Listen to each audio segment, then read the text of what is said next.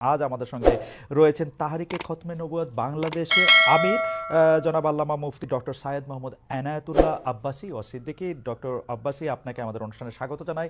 আপনি আমাদেরকে সময় দিয়েছেন, সেজন্য আমাদের কৃতজ্ঞতা এবং শুভেচ্ছা জানাবেন। ধন্যবাদ, আপনাকেও স্বাগত জানাচ্ছি এবং দর্শক মন্ডলী যারা আছেন তাদেরকেও অভিনন্দন জ্ঞাপন করছি। Thank you so much. আমি প্রথমেই আপনার কাছে যে বিষয়টি জানতে চাই, আমাদের অনেকগুলি প্রশ্ন রয়েছে, আমরা আপনার কাছ থেকে অনেক কিছু বুঝে নিতে চাই, অনেক কিছুর ইয়াও দিতে চাই। আপনার যদি কোনো প্রশ্ন আপত্তি থাকে আপনি সেটা জানাতে পারেন এবং আপনি উত্তর নাও দিতে পারেন। তো আমরা প্রথমেই আপনার থেকে শুরু করি, আশা করি আপনি আমাদেরকে শুনতে পাচ্ছেন ঠিকঠাক। তাহরিকে খতমে নবুয়ত এর বাংলাদেশের আমির আপনি। আমাদের প্রশ্ন, এটা কি একটা আন্তর্জাতিক সংগঠন? পৃথিবীর আর কোন কোন দেশে এই সংগঠন রয়েছে?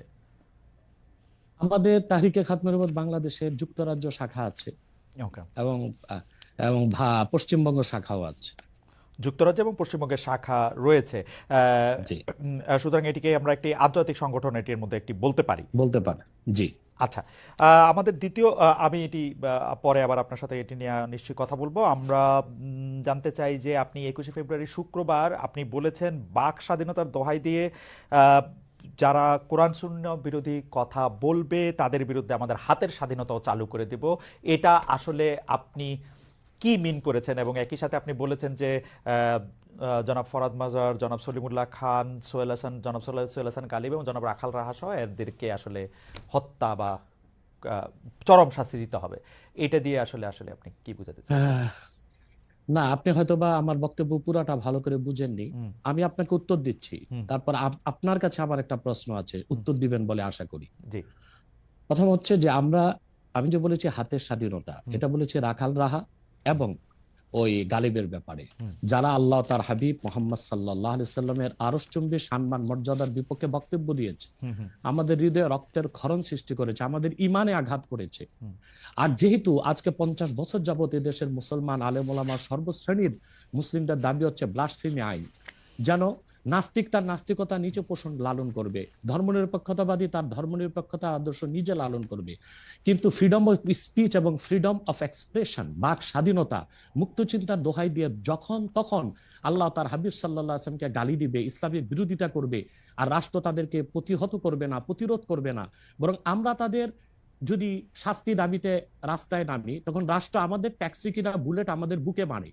যুগের পর যুগ আমাদের দাবি আদায় হচ্ছে না, আর তারা বাক স্বাধীনতার দোহাই দিয়ে আমাদের ইমানে আঘাত করবে, তখন তো নিরুপায় হয়ে আমরা আমাদের হাতের স্বাধীনতা বাস্তবায়ন করবই।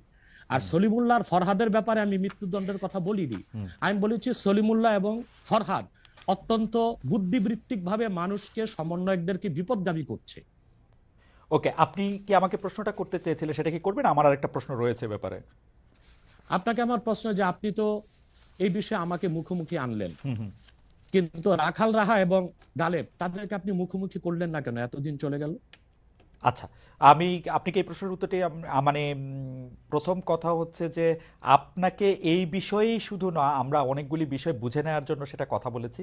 আপনি একজন ইসলামী স্কলার, বিভিন্নভাবে আপনি হচ্ছেন এই বিষয়ে আপনার যে মতামত, সেই মতামত দেওয়ার জন্য অনেকে বলে থাকেন সবচেয়ে যোগ্যদের একজন, সেজন্য আপনার কাছ থেকে আমরা এটা শুনতে চেয়েছি। জনাব সোহেল হাসান গালিব এবং জনাব রাখাল রাহা তারা এখন আত্মগোপনে আছেন। আমরা শুনেছি সোহেল হাসান গালিব হচ্ছে মানে ইয়ার হেফাজতে আছেন, যাকে গ্রেফতার বলা হচ্ছে। সেই জন্য আমরা তাকে আসলে ইচ্ছা করলেও আমরা আসলে তাকে পাবো না এবং তাকে মুখোমুখি করার ব্যাপারে আমরা পারবো না। আপনাকে মুখোমুখি করার অর্থ হচ্ছে আমরা আপনার কাছে অনেক কিছু আসলে জানতে চাই এবং বুঝে নিতে চাই, যেহেতু আপনি এই বিষয়ে কথা বলার জন্য সবচেয়ে যোগ্যদের একজন বলে অনেকেই মত দিয়ে থাকেন। সেই জন্য আমি আশা করি যে আপনার প্রশ্নের উত্তর আমি দিতে পেরেছি, মানে আপনার সাথে উনাদের তুলনা আমি করতে চাই না আর কি। হবে জনাব আব্বাসী, আমি কি আপনাকে পরবর্তী প্রশ্ন করতে পারি? আচ্ছা, আপনি বলেছেন যে আমাদের হাতের স্বাধীনতা যেহেতু আপনার এটা পালন করা হচ্ছে না, সেখানে আমাদের বলতে আপনি কাদের কথা বুঝিয়েছেন? সেটাকে আপনি হাতে তুলে নেবেন নাকি আপনি আহ্বান জানাচ্ছেন হাতের স্বাধীনতা প্রয়োগ করার ব্যাপারে? দেখুন, আমাদের মধ্যে আপনিও আছেন। ওকে।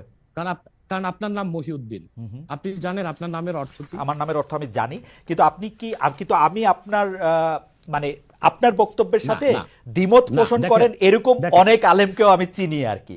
যাই হোক, সেটার ব্যাপারে আমি পরে আসছি।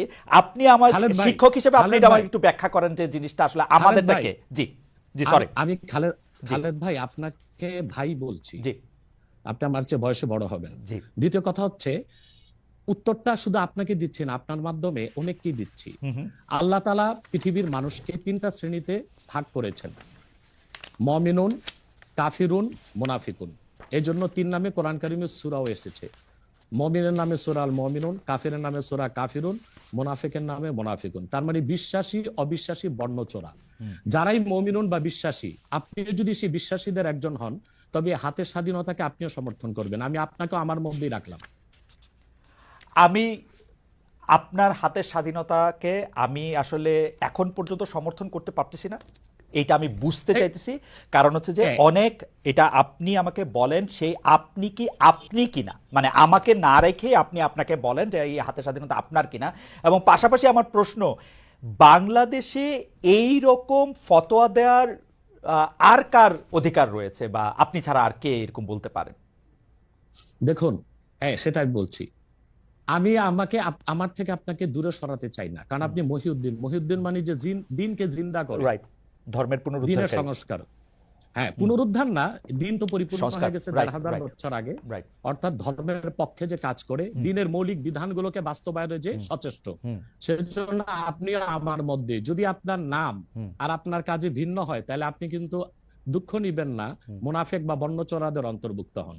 যেহেতু আপনি মহিউদ্দিন এবং আপনি একজন মুসলিম পরিচয় দিচ্ছেন, এটা সকল মুসলিমদের পক্ষ থেকে আমার ফতোয়া। কেন, সেটা আমি ব্যাখ্যা করে দিচ্ছি। রাষ্ট্রের কাজ কি? শুধু অন্য ধর্মের মানুষের অধিকারকে রক্ষা করা? বাংলাদেশ একটি গণতান্ত্রিক রাষ্ট্র। গণতন্ত্রের মূল কনসেপ্ট হচ্ছে decision of much people will be granted. এদেশে সকল মুসলমানই মুরতাদের শাস্তি মৃত্যুদণ্ড চায়। একটা ক্ষেত্রে আমাদের আলেম ওলামাদের মধ্যে কিছু মতভেদ আছে, সেটা হচ্ছে যে মুরতাদকে তওবা করার সুযোগ দেওয়া হবে কিনা। কিন্তু 4 মাযহাবে 3 মাযহাবের মতে মুরতাদদেরকে তওবার সুযোগ দেওয়া হবে, 4 মাযহাব মতে। কিন্তু মুরতাদদের মধ্যে যারা শাতেম, তাদের বিষয়টা ভিন্ন। শাতেম হচ্ছে আল্লাহ ও তার হাবিবকে যারা গালি দেয়, তারা শাতেম। তাদের ক্ষেত্রে শাফি, মালিকি, হাম্বলি 3 মাযহাব এবং হানাফি পূর্ববর্তী রয় পরবর্তী ফকিহদের মতে যে তাদের তওবা কবুল করা হবে না এবং তাদের মৃত্যুদণ্ড কার্যকর করা হবে। কার্যকর করবে কে? একটা শরিয়া রাষ্ট্র। যেহেতু বাংলাদেশ একটি শরিয়া রাষ্ট্র নয় এবং এখানে মুসলমানদের মৌলিক কোন অধিকারই রক্ষা করা হচ্ছে না। দেখুন, আপনি দাউদ হায়দার এদেশে সে শাতিম ছিল, আল্লাহ তার হাবিব সাল্লাল্লাহু আলাইহি ওয়াসাল্লামের সামনে গালি দিয়েছিল। তখন এদেশের তখন যে সরকার ছিল, তারা তাকে জামায়াতদের বিদেশ পাঠিয়ে দিয়েছে। একই অবস্থা তাসলিমা নাসরিন, যখন প্রচুর বই লিখেছে এবং আল্লাহ তার হাবিবকে গালি দিয়েছে, আম্মাজান আয়েশা রাদিয়াল্লাহু তাআলা আনহার চরিত্র নিয়ে কথা বলেছে, তখন তৎকালীন সরকার তাকে সম্পূর্ণ নিরাপত্তা দিয়ে, তার সিকিউরিটি থ্রেট যেন না থাকে, তাকে বিদেশ পাঠিয়ে দিয়েছে। আর তখন আন্দোলন করে প্রচুর লোক বাংলাদেশে শহীদ হয়েছিল। এরপরে আপনারা দেখেছেন যে 13 সালে যখন শাহবাগ চত্বর হলো, শাহবাগ চত্বরটা কেন হয়েছিল? সেটা কি হয়েছিল ইসলামকে আঘাত করার জন্য, না যুদ্ধাপরাধীদের শাস্তি দাবিতে? কিন্তু যুদ্ধাপরাধীদের শাস্তির দাবিতে যে ব্লগাররা যা খুশি তা করলো, আল্লাহ তার হাবিব সাল্লাল্লাহু আলাইহি ওয়াসাল্লামকে গালি দিল, ইসলামকে আঘাত করলো, তখন যে সরকার ছিল তাদেরকে সুতি প্রতিরোধ করতে পারত। তারই ধারাবাহিকতায় 2013 সালের 5ই মে শাপলা চত্বরে আমরা আন্দোলনে নামলাম। সবাই ছিল সহনশীল, শিথিল পন্থা একটা আন্দোলন হয়েছিল। কিন্তু কি যে জেনোসাইড বা গণহত্যাটা করা হয়েছে, আমি তো উপস্থিত ছিলাম সেখানে, আমি তো প্রত্যক্ষ সাক্ষী। তো এভাবে আমাদের ট্যাক্সে, আমাদের ভ্যাটে অধিক সংখ্যক জনগণের ম্যান্ডেট নিয়ে সরকার থাকবে। আপনি কিন্তু আমার প্রশ্নটা, আমি জানি না মানে আমি আপনার প্রশ্নটা বুঝাইতে পারতেছি কিনা। দিচ্ছি, বুঝাইতে পারছি। আচ্ছা জি স্যার, বলেন। শাতেমদেরকে সরকার পৃষ্ঠপোষকতা দিবে, কোনো শাস্তি নির্ধারণ করবে না, তখন তো আমরা আমাদের আইনকে হাতে তুলে নিতেই হবে, আমাদের তো আর করার কিছু থাকে না। স্যার, এই আইনকে যে হাতে তুলে নেবেন, এই জনটাকে আপনি কোনো বিচার কি তার বিচার করবেন? কারণ আমরা ইসলামিক স্কলারদের কাছেই শুনছি যে তার বিচারকরা তার বিচার করবেন, বিচার করার পরে তার এটার মধ্যে এটা হবে। কিন্তু আপনি বলছেন আইন আপনি হাতে তুলে নেবেন, সেইটা মানে আমি আমি আমি প্রশ্নটা কি করে করব ডক্টর আব্বাস, আমি জানি না, মানে এইটার জন্য আপনি যে ফিটেস্ট লোক, এটা আপনি কিভাবে জানেন, মানে এবং আর কে আসেন এরকম? দেখুন, তার প্রথম জবাব হচ্ছে উত্তর গেটে আপনি দেখেছিলেন আমি একা ছিলাম না। উত্তর গেটে জনসমুদ্র হয়ে গিয়েছিল এবং সেখানে হেফাজতের শীর্ষ নেতা মীর ইদ্রিস নদভী সাহেব ছিলেন, অসংখ্য আলেম ওলামা ছিল। আমার ফতোয়াটা তারা সবাই সমর্থন করেছে, অতএব এই ফতোয়া আমি একা নই। আপনি যে স্কলারদের কথা বলছেন, আদৌ কি তারা স্কলার কিনা এবং জনগণের আস্থা আছে কিনা সেটা একটা দেখার বিষয়। তাহলে তো আমি বলবো আমার মত ঠিক কিনা তার যদি অন্য স্কলাররা দ্বিমত পোষণ করে, আপনার টেবিলে তাদেরকে ডাকুন, আমার সাথে ডিবেটে আসুক। ওকে, আমাকে ইসলাম এই অধিকার দিয়েছে। আপনি তো এর আগে অনেক মানে আমরা কোথায় কনফিউজড হই স্যার, আমরা যারা আপনার মতো এত এই মানের আলেম না, কিন্তু অন্য আলেমদের মুখে আমরা যখন শুনি যে এটা আসলে বিচার করতে হবে, কেউ আসলে ফতোয়া দিতে পারে, কেউ দিতে পারে না, এবং আপনি যখন আরেকজন ইসলামিক ক্লেরিক, আমরা নাম বলতে পারি ডক্টর মিজানুর রহমান আজহারি, তাকে নিয়েও বলেন যে তিনি কাফের, তাকে আসলে দেশ ছেড়ে চলে যেতে হবে, কাফের তো, তখন কাফের তো, তখন হ্যাঁ। আমরা একটু কনফিউজ শোনেন, হয়ে যাই। বলছি জি না, কনফিউজ হবেন কেন? জি, আপনি যার কথা বলেছেন সে কি বলেছিল আপনি দেখেছেন তার বক্তব্যগুলো? আমি দেখেছি, কিন্তু সে তার শোনেন, শোনেন, কথা শোনেন। জি তাকে বলুন, সে তো আমার ছাত্র, তাকে জিজ্ঞেস করুন। 2007 সালে সে আমার থেকে সবক নিয়েছে দারুন রাজাত মাদ্রাসায়। আমি তার টিচার, আমি তার শিক্ষক, জি এবং তার শিক্ষকরাও আমাকে শিক্ষক মানে।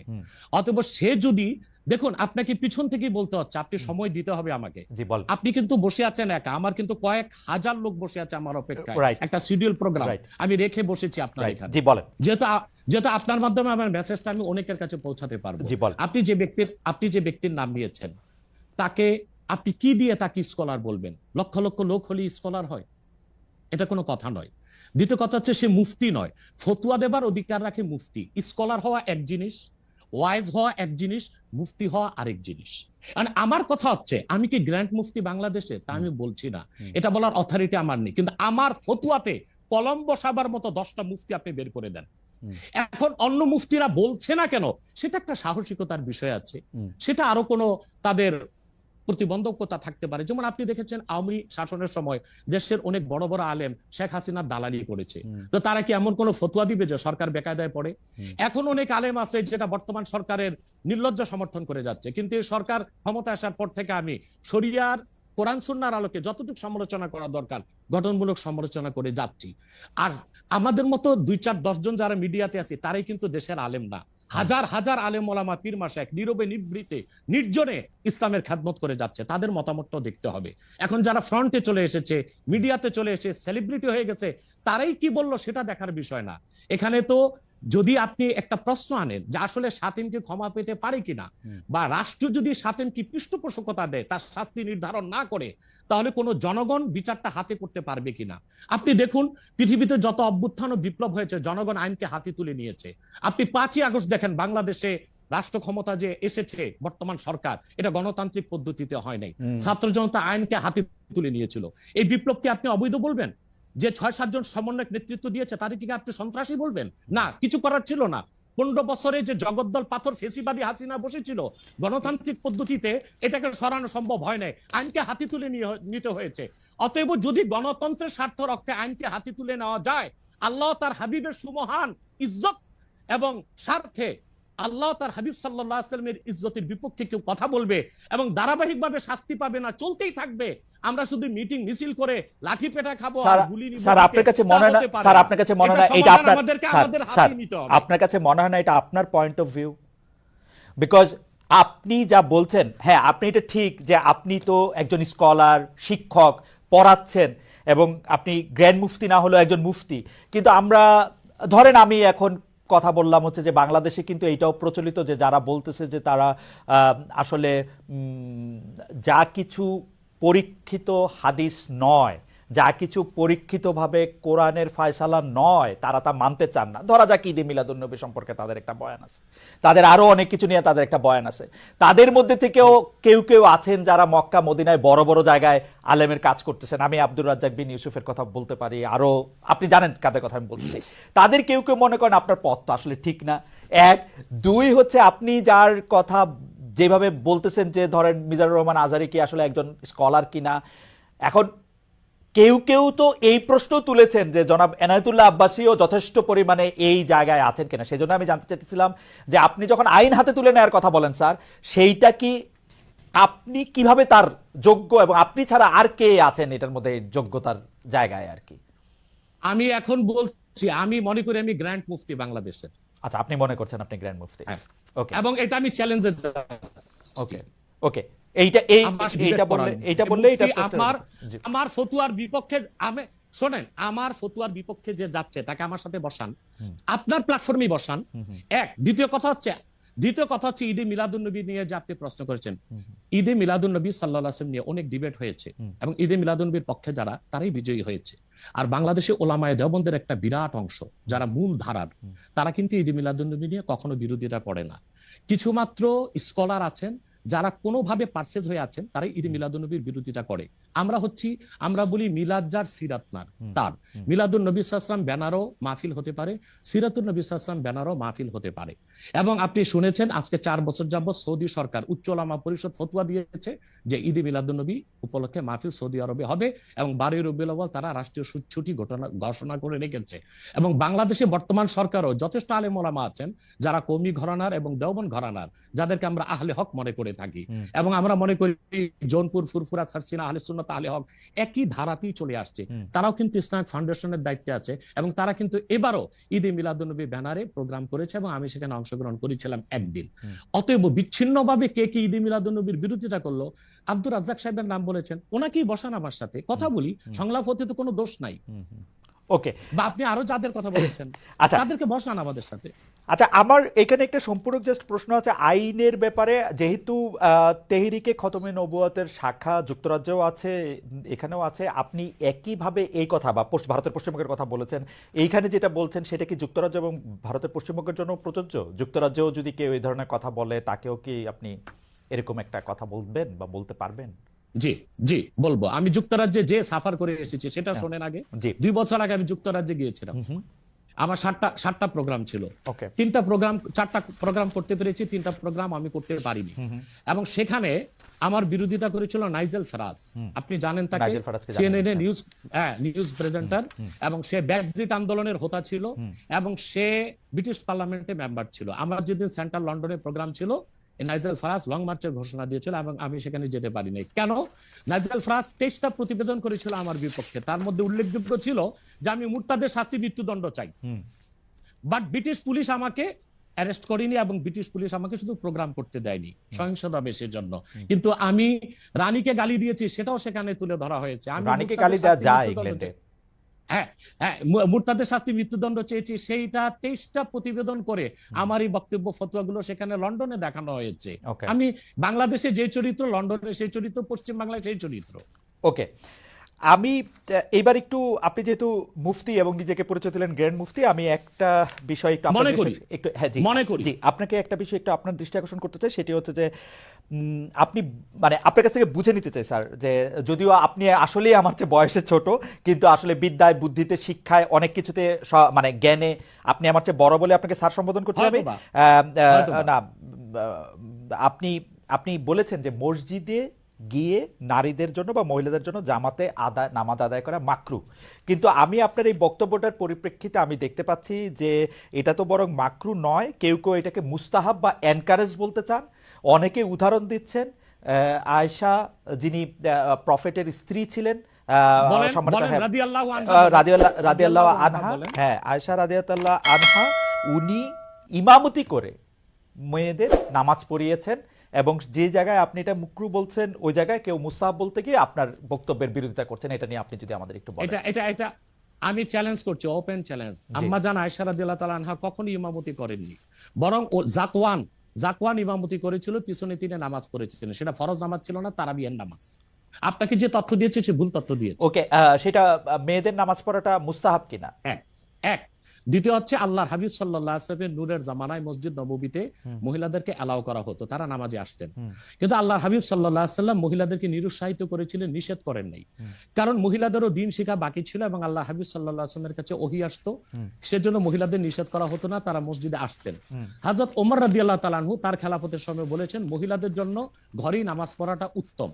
তখন প্রচুর পরিমাণ সাহাবী উপস্থিত ছিলেন, তারা হযরত ওমরের এই কাজে কেউ বাধা দেননি। সেজন্য মহিলাদের মসজিদে আসাটা হারাম নয়, মাকরু বলা হয়েছে জামাতে আসা। কারণ আম্মাজান আয়েশা রাদিয়াল্লাহু তাআলা আনহা নিজেও বলেছিলেন যে বর্তমানে মানে ১৫০০ বছর আগেই আম্মাজান আয়েশা বলেছেন যে এখন মহিলাদের মসজিদে না আসাই উচিত ফিতনার এই সময়। তো 1500 বছর আগে যদি ফিতনার আশঙ্কা করে আম্মাজান আয়েশা মসজিদ নববীতে মহিলাদের আসাটাকে নিরুৎসাহিত করে থাকেন, তাহলে হযরত ওমর রাদিয়াল্লাহু তাআলা আনহুর সিদ্ধান্তটা সঠিক ছিল। আর বর্তমান যুগে সেটা আমরাও নিরুৎসাহিত করি, এজন্যই মাকরু বলি। মাকরু মানে হারাম নয়, খুব কঠিনভাবে নিষিদ্ধ নয়, জাস্ট নিরুৎসাহিত করা। আপনি আপনি মাকরু ফতোয়াটা কোথায় পেলেন? আর আপনি যে বলছেন যে কোথায় পেলাম বলছি, আনহা এটা পড়েন নাই, কিন্তু আমি এখন যেটা দেখতে পাচ্ছি যে women praying in congregation among themselves, এটা মাদিনা বলে একটা পিরিয়ডিক্যালস বাইরে হয় মাদিনা ইউনিভার্সিটি থেকে, সেইখান থেকে একজন বলতেছেন যে এটা পড়ছেন। আমি তো এটা সত্য অসত্য বিচার করতে পারবো না। আয়েশা রাদিয়াল্লাহু তাআলা আনহা ইমামতি করেননি, তিনি জাকওয়ান ওনার খাদেমের পিছনে নামাজ পড়েছেন। ওকে, সেটা ফরজ নামাজ ছিল না, তারাবিহের নামাজ ছিল। জি, এটা বুখারী শরীফের হাদিস। আমাকে সময় দিলেন, বের করে দিব। আচ্ছা ঠিক আছে, আপনি কি এইটা একটু বলবেন যে মাকরুটা আপনি কোথায় পেলেন? এটা হানাফিদের সর্বসম্মত মত। হানাফিদের সর্বসম্মত মত যে মেয়েদের মসজিদে গিয়ে নামাজ পড়াটা মাকরু। জামাতে হজের সময় ওটা ভিন্ন বিষয়, ওইটা ভিন্ন হজটা তো বিষয়। ফরজ, হজটা ফরজ, এবং সেখানে নামাজ আদায় করা, ওই সময় মেয়েরা জামাত আদায় করতেছে, একেবারে ওইটা ওরা করতে পারবে, কিন্তু পরে আর এমনিতে নরমালি আর পারবে না। পারবে না মানে বললাম তো, নিরুৎসাহিত করা হয়েছে। তারা ঘরে পড়বে, ঘরে পড়াটাই উত্তম। এটা যদি মকরু হইতো তাহলে কি হজের সময় এটা পড়াটা জায়েজ থাকতো? না, স্থানকাল ভেদে পার্থক্য আছে না। আপনি এখন তো আপনি আজকে আগামীকাল দুপুরে আপনি পানাহার করতে পারবেন, কিন্তু পহেলা রোজায় দুপুরে পানাহার করতে পারবেন? সেটা তো হারাম হয়ে যাবে না? স্থানকাল পাত্র বেশে হুকুমটা ভিন্ন হবে না? হবে, কিন্তু যেটা হজে পারমিটেড, যেটা হজের মাঠে পারমিটেড, সেটা আর পৃথিবীর কোথাও মাকরু হইতে পারে? হজটা কি? হজটা হচ্ছে কাবাগরে যেতে হবে, পুরুষকেও যেতে হবে, মহিলাকেও যেতে হবে, কাবাগর একটাই, সেজন্য সেখানে সেটা ছাড় আছে। কিন্তু মসজিদ পৃথিবীতে একটা না, মহিলারা ঘরে নামাজ পড়তে পারবে। হ্যাঁ, তারপর আমরা এটা বলে থাকি, যেমন কোন মহিলা ঢাকা গেল শপিং করার জন্য, এখন নামাজের সময় হলো, সে বাড়িতে আসতে নামাজ কাজা হয়ে যাবে, সে বাইতুল মোকাররম যে নামাজ পড়ে নেই, মহিলাদের জন্য যদি সুব্যবস্থা থেকে পড়তে পারবে। মাকরুটাকে আপনি খুব বড় করে দেখার প্রয়োজন নাই। এই যে আপনার মাথায় টুপি নাই, এটাও কিন্তু মাকরু। স্যার, যেটা মাথায় বসাও মাকরু, রাইট, যেটা কিন্তু তাই বলে তো আপনাকে আমি গুনাহগার বলতে পারছি না, পারেন বলতে, অসুবিধা নাই। স্যার, আমি যেটা বলতে চাইতেছি, এমন কোন কাজ কি আছে যেটা কাবাগারে করা যায়, অন্য যে কোনো জায়গায় আরেকটা মাকরু হিসেবে বিবেচিত হবে? আর কোন কাজ কি এরকম আছে? বোঝার জন্য জানতে চাইতেছি স্যার। হ্যাঁ, বোঝার জন্য বলতেছি। যেমন কাবাগারে উপস্থিত হলে ওযু অবস্থায় যেতে হবে, অন্য কোনো জায়গায় গেলে ওযু অবস্থা লাগবে না। কেউ যদি হজ করতে ইহরাম বাঁধে, স্ত্রীর সহবাস তার জন্য হারাম যতদিন কাবাগারে, না, যেটা কাবাগারে করা যায় সেটা অন্য কোথাও হারাম আছে কিনা? কাবাগর, হ্যাঁ, হারাম আছে। যেমন কাবাগর তোয়াফ করা হচ্ছে ফরজ, হজের একটা ফরজ, কিন্তু পৃথিবীর অন্য কোনো ঘর কোনো জায়গায় তোয়াফ করা যায় না, সেখানে যেটা যে অন্য জায়গায় যায় না। মানে যেহেতু কাবাগর তোয়াফ করা যায়, মানে কাবাগর শুধু তোয়াফের জায়গা, কাবাগর তোয়াফ করা ফরজ, কিন্তু পৃথিবীর অন্য কোনো মসজিদ বা আল্লাহর ওলির কোনো কবর বা মাজার তো তোয়াফ করা যাবে না, সেটা তো শিরক। আচ্ছা, তাহলে স্থানকাল পাত্র ভেদে এবং সময়ের ভিন্নতার কারণে হুকুম পরিবর্তন হয়। যেমন আমি আপনাকে একটা উদাহরণ দিয়েছি, আগামীকাল আপনাকে দুপুরে খেতে হবে, সেটা খাওয়া আপনার জন্য সওয়াবের কাজ। আল্লাহ বলেছেন কুলু ওয়াশরাবু, খাও পান করো, কিন্তু ঠিক পহেলা রোজার দিন দুপুরে আপনি খেতে পারবেন না, সেটা হারাম। অথবা মাকরুর বিষয়টাও স্থানকাল পাত্র ভেদে তো পরিবর্তন হবে। লাস্ট কোশ্চেন এই সিরিজে, জাস্ট বোঝার জন্য, আমাদের অনেক দর্শক জানাচ্ছেন যে সৌদি আরব সহ ইসলামী বিশ্বের অনেক দুনিয়ায় মেয়েদের জামাতে নামাজ পড়ার ব্যবস্থা মসজিদে আছে, তাহলে সেই ব্যাপারটা কি মাকরু কিনা, এবং তাদের শরিয়া বোর্ড সেইটাকে আসলে পরীক্ষা করছে কিনা? আবার বলেন তো প্রশ্নটা। এমন অনেক মুসলিম দেশ আছে, সৌদি আরব সহ, আরব দেশ সহ, যেখানে জামাতে মেয়েদের নামাজ পড়ার ব্যবস্থা আছে। বিশেষ করে রমজানের সময় তো তারাবির নামাজের ক্ষেত্রে মেয়েরা অনেকেই যান। তো সেই ক্ষেত্রে তারা এই মাকরুর ব্যাপারটা অবগত কিনা, তাদের শরিয়া ব্যাপারটার দিকে নজর রাখছে কিনা? আপনি হয়তো বা ভুলে গেছেন আমার উত্তরটা। হানাফি মাযহাব মতে মাকরু। আমরা যেহেতু মাযহাব হানাফি মানি, এই জন্য মাকরু। কিন্তু সৌদি আরবে হানাফি মাযহাব না, হাম্বলি মাযহাব, সেখানে মাকরু না। আচ্ছা, মানে হানাফি মাযহাব মতে মাকরু। ওকে, আমি পরের আপনার বক্তব্যটা নিশ্চয়ই অন্য আলেমরাও শুনেছেন, তারা তাদের মতো করে তারা ব্যাপারটা বিবেচনা করে দেখবেন। আমরা এটা শুনলাম। এইবার নেক্সট প্রসঙ্গে বা প্রশ্নে আসি। আপনাকে নারীদের নামাজের ব্যাপারে একটা হাদিস শোনায় দিচ্ছি, সহিহ মুসলিম হাদিস নাম্বার 1027। আন আমরাতা বিনতে আব্দুর রহমান أنها أخبرته أن عائشة زوج النبي صلى الله عليه وسلم قالت لو أدرك رسول الله صلى الله عليه وسلم ما أدرك النساء لمنعهن المسجد। পরিষ্কার সহিহ মুসলিমের হাদিস। হযরত আমরা বিনতে আব্দুর রহমান বলেন, রাসূল সাল্লাল্লাহু আলাইহি সাল্লামের সহধর্মিণী আল্লাহ হাবিব সাল্লাল্লাহু আলাইহি ওয়াসাল্লামের স্ত্রী আম্মাজান আয়েশা রাদিয়াল্লাহু তাআলা আনহা, যার কথা বলেছেন তিনি নামাজ পড়েছেন, উনি বলেছেন যে বর্তমানে মহিলাদের এখনকার অবস্থা যদি আল্লাহ হাবিব সাল্লাল্লাহু আলাইহি ওয়াসাল্লাম দেখতেন তাহলে তাদেরকে মসজিদে আসতে নিষেধ করতেন। সহিহ মুসলিম হাদিস নাম্বার 1027। আপনি সেই স্কলারদেরকে বলেন এই হাদিসটার জবাব আমাকে দিতে। ওকে, তার মানে মানে তার মানে আমি আমি তার আমি মানে আসলে আমি আসলে তার জি মানে আমি শেষ করি জি শেষ করি জি তার মানে হচ্ছে মহিলাদেরকে মাকরু বলার দ্বারা হানাফি মাযহাবে যে নিষেধ করা হয়েছে কঠিন নিষেধ না, মানে নিরুৎসাহিত করা হয়েছে। ওকে, ঠিক আছে, এটা নিশ্চয়ই এটা নিরুৎসাহিত করা হয়েছে, এটা আপনি বলছেন, নিশ্চয়ই এটা একটা প্রণিধানযোগ্য। আমি এবং আমি দলিল দিয়েছি আমি দলিল দিয়েছি আমি আমি দলিল দিয়েছি। আমি আমি এই বিষয়ে আর আপনার সাথে পরবর্তী প্রসঙ্গে আসি। সেটা হচ্ছে যে আমরা মানে আপনি এখানে আসবেন, অনেকে অনেক ধরনের মন্তব্য করেন, প্রশ্ন করেন, অনেকের মধ্যে অনেক ধরনের উৎসাহ আছে, অনেক ধরনের জানার বিষয়ও আছে। সেই জন্য আপনি যেটাকে বলছে হচ্ছে যে আপনাকে বলা হচ্ছে যে একজন পেশাদার বক্তা, যখন আপনি যেহেতু আপনি বক্তৃতা দিয়ে টাকা নিয়ে থাকেন, এইটা আপনি ঘন্টায় কত টাকা নেন সেটা নিয়েও মানুষের মধ্যে উৎসাহ আছে। এই ধরনের বিষয় নিয়ে আপনি কি বলবেন? কেউ কেউ আবার বলে থাকেন আপনি যে বক্তৃতা দেন সেটা দিয়ে একটা নির্দিষ্ট অঙ্কের টাকা নেওয়াটাও আসলে ঠিক হচ্ছে কিনা সেটা নিয়ে অনেকে অনেকে প্রশ্ন। অনেকে, গোস্তাকি মাফ করবেন, অনেকে আপনাকে হেলিকপ্টার হুজুর বলেন, কারণ আপনি বিভিন্ন জায়গায় হেলিকপ্টারে যেতে পছন্দ করেন। এই ধরনের নিউজ, এই ধরনের আলোচনা আপনি আসলে কিভাবে নিয়ে থাকেন? দেখেন, আপনি একজন স্বনামধন্য সাংবাদিক এবং আপনি সাংবাদিকতার মাধ্যমে বাংলাদেশের অনেক উপকার করেছেন, কিন্তু কোন হিংসুক বা নিন্দুক যদি বলে খালেদ মহিউদ্দিন একজন বাচাল, বাচালি করে টাকা কামাই করে, এটাকে আপনি মানবেন? মানবো, আমি বক্তা না, মানবো। আমি হচ্ছে দায়ী কথাই তো বেচা আমি খাই। দায়ী আল্লাহ। আমি আমি আমি আমি আপনি ঠোঁটে চেয়ে খান, কিন্তু আমি মেধা দিয়ে সেবা করি মানুষকে। আমি বক্তা নই, আমার পরিচয় হচ্ছে দেখুন পৌঁছে দিই। এখন আসে টাকার বিষয়। বাংলাদেশে কেউ কোনোদিন দেখাতে পারবে না আমি আমার নিজের জন্য কোনো টাকা চেয়ে নেই। যদি আমি কোনো প্রোগ্রামে কন্ট্যাক্ট করে টাকা নিতাম তো সর্বনিম্ন 3 লাখ টাকা রেট রাখতাম, কিন্তু কখনো কখনো আমাকে তারা খুশি হয়ে যাবে সেটা আমি নিয়ে থাকি। দ্বিতীয় হচ্ছে হেলিকপ্টার প্রসঙ্গ, এটা হচ্ছে আমার অত্যন্ত প্রয়োজন। হেলিকপ্টারটা আমার চেয়ে বেশি বাংলাদেশে শেখ হাসিনা ব্যবহার করেন, এটা আমি অহংকার করে বলছি না, আল্লাহ তাআলার শুকরিয়া আদায় করছি। এবং বাংলাদেশে অনেক বক্তা বা স্কলার এক সময় আমার বিরোধিতা করেছে আমি হেলিকপ্টার কেন চলি, হেলিকপ্টারে কেন যাই। বাংলাদেশে 2014 সাল থেকে ব্যাপকভাবে আমি হেলিকপ্টারে যাচ্ছি। এখন অনেক বক্তা, স্কলার বা স্ক্রু ড্রাইভার যাই বলেন, তারা হেলিকপ্টার ব্যবহার করছে, এখন আর সমস্যা হচ্ছে না। আমারটাই আর কি সমস্যা ছিল। হেলিকপ্টারটা কেন ব্যবহার করি আপনাকে একটা সহজ উদাহরণ দিচ্ছি। গত পরশুদিন আমার একটা প্রোগ্রাম ছিল মেঘনাতে, দিনে বাদে জোহর, আর রাতে আমার প্রোগ্রাম ছিল রংপুর হারাগাছ, সেটা মিডিয়াতে ব্যাপক প্রচার হয়েছে। পরের দিন আমার প্রোগ্রাম ছিল কালকে লোহাগাড়া, এই চট্টগ্রাম সাতকানিয়ায়। এখন আমি হেলিকপ্টার ব্যবহার না করে দিন ও রাতে 3টা প্রোগ্রাম করা কি আদৌ সম্ভব? না, সম্ভব না। যেখানে আমার বাড়ি আব্বাসী মঞ্জিল থেকে চিটাগাং রোড যেতে 1.5 ঘন্টা লাগে। তা আমি কিভাবে মেঘনার প্রোগ্রামটা দিনে করে রাতে হারাগাছ করে পরের দিন চট্টগ্রাম যাই? আমাকে এটা অনিবার্য কারণে হেলিকপ্টার ব্যবহার করতে হচ্ছে, এবং সেটা জনগণই দেখে। এর জন্য তো আমাকে হেলিকপ্টার হুজুর বলতে পারে না। এখন যে হুজুর নৌকায় চড়ে মাহফিল করতে যায় তাকে কি নৌকা হুজুর বলবেন? বা যিনি প্রাইভেট কারে প্রোগ্রাম করতে যায় তাকে কি বলবেন? ট্যাক্সি হুজুর? এগুলো হচ্ছে এগুলো হচ্ছে আমি আমি আমি আমি গাড়িও ব্যবহার করি যখন যেটা লাগে। আমি এখন প্যারাডো ইউজ করতেছি, এটা 3 কোটি টাকা। আমি ভিএট ইউজ করি 8 কোটি টাকা। আমি হেলিকপ্টার ইউজ করি, এটা 14 কোটি টাকা। এখন আমি নৌকাতেও যাই, যেখানে যেভাবে আমার সুবিধা তখন সেভাবে সেখানে না, সেটা ঠিকই আছে।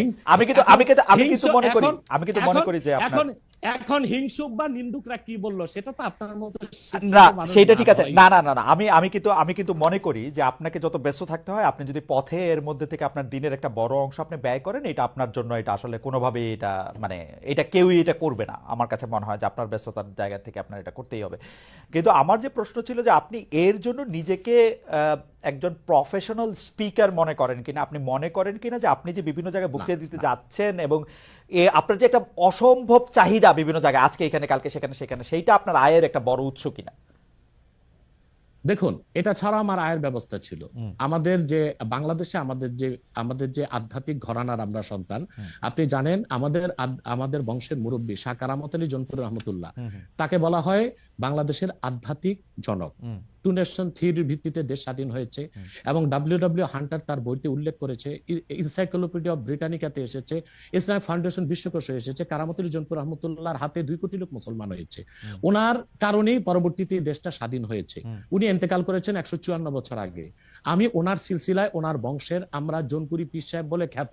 আমি যদি অন্য পীরদের মতো আব্বাসী মঞ্জিলে বসে পিরি মুরিদি করে যেতাম, তাহলে আমার কোটি কোটি টাকা বছরে আসতো।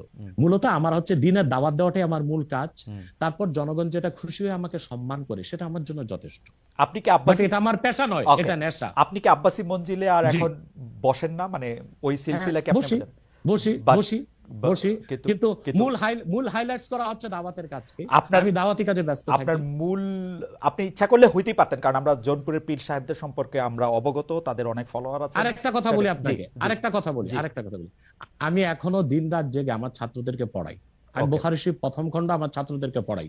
তো শুধু মাদ্রাসায় পড়িও আমি কয়েক লাখ টাকা কামাই করতে পারতাম, বই লেখক কামাই করতে পারতাম, কিন্তু আমি মনে করি তৃণমূল পর্যায়ে আল্লাহর কোরআনের দাওয়াত পৌঁছে দেওয়ার জন্য ওয়াজ মাহফিলের কোনো বিকল্প নেই। রাইট, সেই জন্য এটা আমার পেশা নয়, এটা আমার নেশা। এটা আপনার নেশা, কিন্তু আপনি অন্যগুলি যেগুলি আপনি অর্থ করি দিতে পারতেন সেগুলি তো আপনি নেন নাই। আপনি নিছেন হচ্ছে দিনের নিচ্ছি, দাওয়াতের নিচ্ছি, জায়গাটাকে, টাইমটাকে, নিচ্ছি। সেই ওগুলো নিচ্ছি, ওগুলি কিন্তু আপনি ঠিক টাকার জন্য আপনি ব্যবহার করছেন না। আয়ের ব্যবস্থা নয়। রাইট, সেই জন্য আমরা আপনাকে একজন পেশাদার মানে বা প্রফেশনাল রিলিজিয়াস স্পিকার এরকম বলতে পারি কিনা, সেইটাই ছিল আর কি আমাদের প্রশ্ন। না না, পেশাদার আচ্ছা, বলতে পারি না। পেশাদার বলতে পারি না। ওকে, আপনি আসছেন এখানে, আমরা দর্শকদের কাছে একটা প্রশ্ন করেছিলাম যে আগামী জাতীয় নির্বাচন ঘিরে বাংলাদেশে ইসলামপন্থী দলগুলোর মধ্যে ঐক্য প্রক্রিয়া সফল হবেন বলে মনে করেন কিনা দর্শকরা। শতকরা 56% দর্শক মনে করছেন হ্যাঁ, শতকরা 44% দর্শক মনে করছেন যে না, সেই ঐক্য প্রক্রিয়া সফল হবে না। 70,000 দর্শক ভোট দিয়েছেন। আমি একটু আবার জনাব আব্বাসীর কাছে ফিরি। জনাব আব্বাসী, আপনি আপনার বক্তব্যে সামাজিক বিষয়, আধ্যাত্মিক বা পারলৌকিক বিষয়গুলির পাশাপাশি রাজনৈতিক বিষয়গুলিও উঠে আসে। আপনি যখন যে প্রয়োজন মনে করেন দাবি দাওয়া নিয়েও মাঠে নামেন। আপনার রাজনৈতিক মিশন ও ভিশন সম্পর্কে একটু জানতে চাই। গত অগাস্টের শেষ দিকে নতুন রাজনৈতিক দল গঠনের কোনো গঠনের ঘোষণা দিয়েছিলেন, তাতে অগ্রগতি আছে কিনা আপনি যদি একটু সংক্ষেপে বলতেন। দেখুন, আমার রাজনৈতিক দর্শনটা ভিন্ন। সেটা হচ্ছে যে রাজনীতির 2টা দিক রাষ্ট্রবিজ্ঞানের, আপনি ভালো জানেন। একটা হচ্ছে থিওরিক্যাল পলিটিক্স, আর একটা হচ্ছে অ্যাপ্লাইড পলিটিক্স। তা আমি অ্যাপ্লাইড পলিটিক্সটা করি না, হরতাল মিছিল মিটিং ভোটাভুটি এগুলোকে আমি সমর্থন করি না, বাট থিওরিক্যাল পলিটিক্স এটা আমি খুব চর্চা করি। এবং থিওরিক্যাল পলিটিক্সটা হচ্ছে রাষ্ট্রবিজ্ঞানের অবজারভেশনাল সায়েন্স, পর্যবেক্ষণমূলক বিজ্ঞান।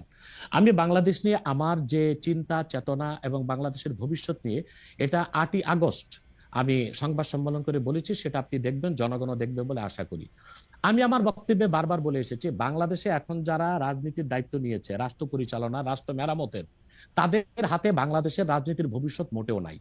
এটা চলে গেছে আটলান্টিকের ওপারে। আমি সবসময় আমার বক্তব্যে ভারত বিরোধিতা করে এসেছি। আমি ভারতের আধিপত্য এক মুহূর্তের জন্য বাংলাদেশে মানতে পারি না। আমি বলেছি ভারতীয় হিন্দুত্ববাদ আর আধিপত্যবাদ থেকে বাংলাদেশ মুক্ত হয়েছে, কিন্তু মার্কিন আগ্রাসন ধেয়ে আসছে। এখন যদি এখানে আমি মনে করি যে পশ্চিমা দুনিয়ার 3টা এজেন্ডা, একটা হচ্ছে বর্তমান সরকারকে বসানো। বর্তমান সরকার যে গঠন করা হয়েছে, এটা তো কোনো বিপ্লবী সরকার হয়নি।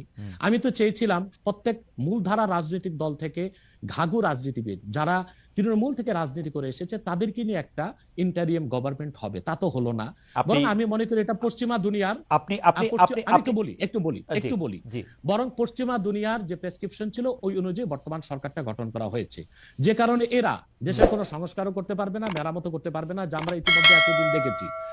দ্বিতীয় কথা হচ্ছে, এখন আমি যা দেখতে পাচ্ছি বাংলাদেশ মার্শাল লর দিকে যাচ্ছে। তারপর আমার অ্যানালাইসিস হচ্ছে এটা সিভিল ওয়ারের দিকে চলে যাবে, এবং ফ্রি ফেয়ার ইলেকশন হয় কিনা আমি শঙ্কায় আছি, জানি না, আমার শঙ্কা ভুল হতেও পারে। ওকে, আপনি দ্বিতীয় কথা হচ্ছে, আমি একটু মাঝখানে একটু হারাই ফেলবো, সেই জন্য আমি একটু বলি, আপনি যে ঘাঘু রাজনীতিবিদদের সমন্বয়ে সরকার গঠনের কথা বলছিলেন, তাদের 2-1 জনের নাম কি বলবেন, যে এরা থাকলে আপনি বুঝতে পারতেন যে এরা ঘাঘু রাজনীতিবিদ থাকতে সরকারে? যেমন মনে করেন বিএনপি থেকে 2-1 নেওয়া যেতে পারতো, জামাত ইসলামের ডক্টর শফিক সহ আরো কিছু অভিজ্ঞ কিছু নেতা নেওয়া যেতে পারতো, এবং আরো যেমন ছাত্র সমন্বয়কদের থেকে যারা, যেমন তাদেরকে যারা বুদ্ধিভিত্তিক নেতৃত্ব দিয়েছে তাদের রাখা যেতে পারতো। অর্থাৎ বাংলাদেশের যে রাজনীতি করবে তারা বাংলাদেশের ইতিহাস, ঐতিহ্য, এই জাতির নৃতত্ব সম্পর্কে জানা থাকতে হবে, নতুবা এই জাতিকে কেউ শাসন করতে পারবে না। যে কোনো দেশের যারা এখন শাসন করতেছেন তাদেরকে আপনি এর যোগ্য মনে করেন না, এবং আপনি মনে করেন একটা সিভিল ওয়ারের দিকে, একটা মার্শাল লর দিকে? তাদেরকে আমি অযোগ্য বলছি না, কিন্তু রাজনীতির ময়দানে তারা খুব যোগ্য নয়। তারা যদি খুবই যোগ্য হতো তাহলে দেশ কি এই অবস্থায় যায়? এখন লুটপাট, ধর্ষণ যেভাবে বেড়েছে, এখন এটা তো স্বাভাবিকই মনে হচ্ছে যে দেশ কোনো ভালো গন্তব্যে যাচ্ছে না। এখন আমার কথাটা শুনুন, আমি আগ থেকেই বলে এসেছি, এই সবগুলো বিপদ হুমকিকে ওভারকাম করা যেত এবং মার্কিন আগ্রাসনকে ঠেকিয়ে আমরা একটা সুন্দর বাংলাদেশ ফেয়ার এবং ফ্রি ইলেকশনের মাধ্যমে করতে পারতাম। এটার দায়িত্ব যদি ইসলামপন্থীগণ নিতেন। এখন ইসলামপন্থী কারা? শুধু জামাত ইসলামীকে তো দিলে হবে না। এই দেশে 3 থেকে 3.5 লক্ষ মসজিদের ইমাম হচ্ছে হেফাজতের লোক, তারা হচ্ছে মসজিদগুলোকে কন্ট্রোল করে, এবং প্রত্যেকটা সমাজ কিন্তু এখনো মসজিদ কর্তৃকই নিয়ন্ত্রিত। ইমাম সাহেবের কথাটাই সমাজের লোক শুনে। তো বোঝা যাচ্ছে বাংলাদেশের রাজনীতিতে মূল শক্তি হিসেবে আসতে পারে হেফাজত ইসলাম বাংলাদেশ, তাদেরকে নিতে হবে। জামাত ইসলামী আছে, খেলাফত আছে, অন্যান্য ইসলামী দলগুলোকে নিয়ে যদি একটা অ্যালায়েন্স করা যেত তাহলে বাংলাদেশে যে কোনো আগ্রাসন ঠেকানো যেত, ফ্রি অ্যান্ড ফেয়ার ইলেকশনও করা যেত, এবং অন্তত শতাধিক আসন নিয়ে ইসলামপন্থীগণ সংসদে যেতে পারত। ওকে, ইসলামপন্থীদের কথা যেহেতু আসলো, মানে আপনাকে প্রথমে একটু প্রশ্ন করে রাখতে চাই যে আপনি নতুন রাজনৈতিক দল ঘোষণা অগাস্টে দিয়েছিলেন, আপনার রাজনৈতিক দর্শনের কথাও বললেন যেটা অনেকের থেকে আলাদা। বর্তমানে যেসব রাজনৈতিক ইসলামী আদর্শে অনুপ্রাণিত রাজনৈতিক দল আছে, জামাত ইসলামী সহ, তাদের কারোর সাথে যুক্ত হওয়া বা তাদের কারোর ব্যাপারে মানে তাদের অন্তর্ভুক্ত হওয়ার কি আপনি ভাবছেন, বা তাদের কাউকে আপনি সহি ইসলামিক আদর্শে অনুপ্রাণিত রাজনৈতিক দল মনে করেন কিনা? দেখুন, আমি আগে বলেছি যে আমি অ্যাপ্লাইড পলিটিক্স করি না, আমি থিওরিক্যাল পলিটিক্স করি। কারণ আমি খেলাফার আদর্শে বিশ্বাসী, আমি ডেমোক্রেসিতে বিশ্বাসী নই। আমি মনে করি ডেমোক্রেসি বা গণতন্ত্রটা পৃথিবীর মানুষকে প্রতারিত করছে। ডেমোক্রেসি বা গণতন্ত্রের সুবিধা নিচ্ছে আমেরিকা এবং কয়েকটা ইউরোপিয়ান দেশ। আমাদের মতো তৃতীয় বিশ্বের দেশগুলো গণতন্ত্রটাই আমাদের জন্য অভিশাপ। আমাদের কোনো স্বাধীন পররাষ্ট্রনীতি নেই, আমাদের কোনো ট্যাক্সই অর্থনীতি নেই, আমাদের কোনো পূর্ণাঙ্গ শিক্ষা ব্যবস্থা নেই, আমাদের কোনো সুস্থ সংস্কৃতি নেই। এটার জন্য ডেমোক্রেসিকে একটা আপনি বাধা মনে করতেছেন? এই যে নাই যে এবং অভিশাপ মনে করি, তাহলে তো এই জন্য এখন যারা বাংলাদেশে রাজনীতি করছে ইসলামী রাজনীতির ব্যানারে, তা তো ডেমোক্রেসি করছে, অথবা আমি তাদের সাথে যুক্ত হওয়ার প্রশ্নই আসে না। তবে তারা যেন সুবিধাজনক ভাবে সংসদে যেতে পারে, বিরাট সংখ্যক একটি প্রতিনিধি দল নেই, সেটা আমি চাই। এটা শরীয়তের একটা বিধান আছে, আর জারুরাতু তাতাকাদ্দারু বিকাদ্রি জারুরা। ডেমোক্রেসিকে আমি পছন্দ করি না, কিন্তু বিশেষ মুহূর্তে বড় বিপদকে ঠেকাতে মাঝে মধ্যে হারাম জিনিসটাকে কিছু সময়ের জন্য হারাম জেনে কিছু সময়ের জন্য শিথিলতায় যাওয়া যায়। সেজন্য আমি মনে প্রাণে চাই, আমি খেলাফায় বিশ্বাসী হলেও এদেশে যারা ইসলামী রাজনীতির ব্যানারে আন্দোলন করছে সর্বোচ্চ সংখ্যক আসন নিয়ে তারা সংসদে যান। কিন্তু তাদের মধ্যে তো অনেকগুলি ফ্র্যাকশন আছে, একজন আরেকজনের ঠিক বিশ্বাস করে না। জামায়াতে ইসলামীকে যেমন ধরেন, জামায়াতে ইসলামী অনেক ইসলামিক রাজনৈতিক দলের কাছেই খুব গ্রহণযোগ্য দল না। আমরা দেখেছি যে হেফাজতে ইসলামীর আন্দোলনের ক্ষেত্রে শেখ হাসিনাকে কওমি জননী উপহার দেওয়া, শেখ হাসিনার সাথে হাতকে শক্তিশালী করার জন্য হেফাজতের বিভিন্ন নেতৃবৃন্দের বিভিন্ন সময় সার্বিক অবস্থান জামায়াতে ইসলামীকে ঠেকানোর জন্য হয়েছিল। আপনি নিশ্চয়ই খেয়াল করেছেন।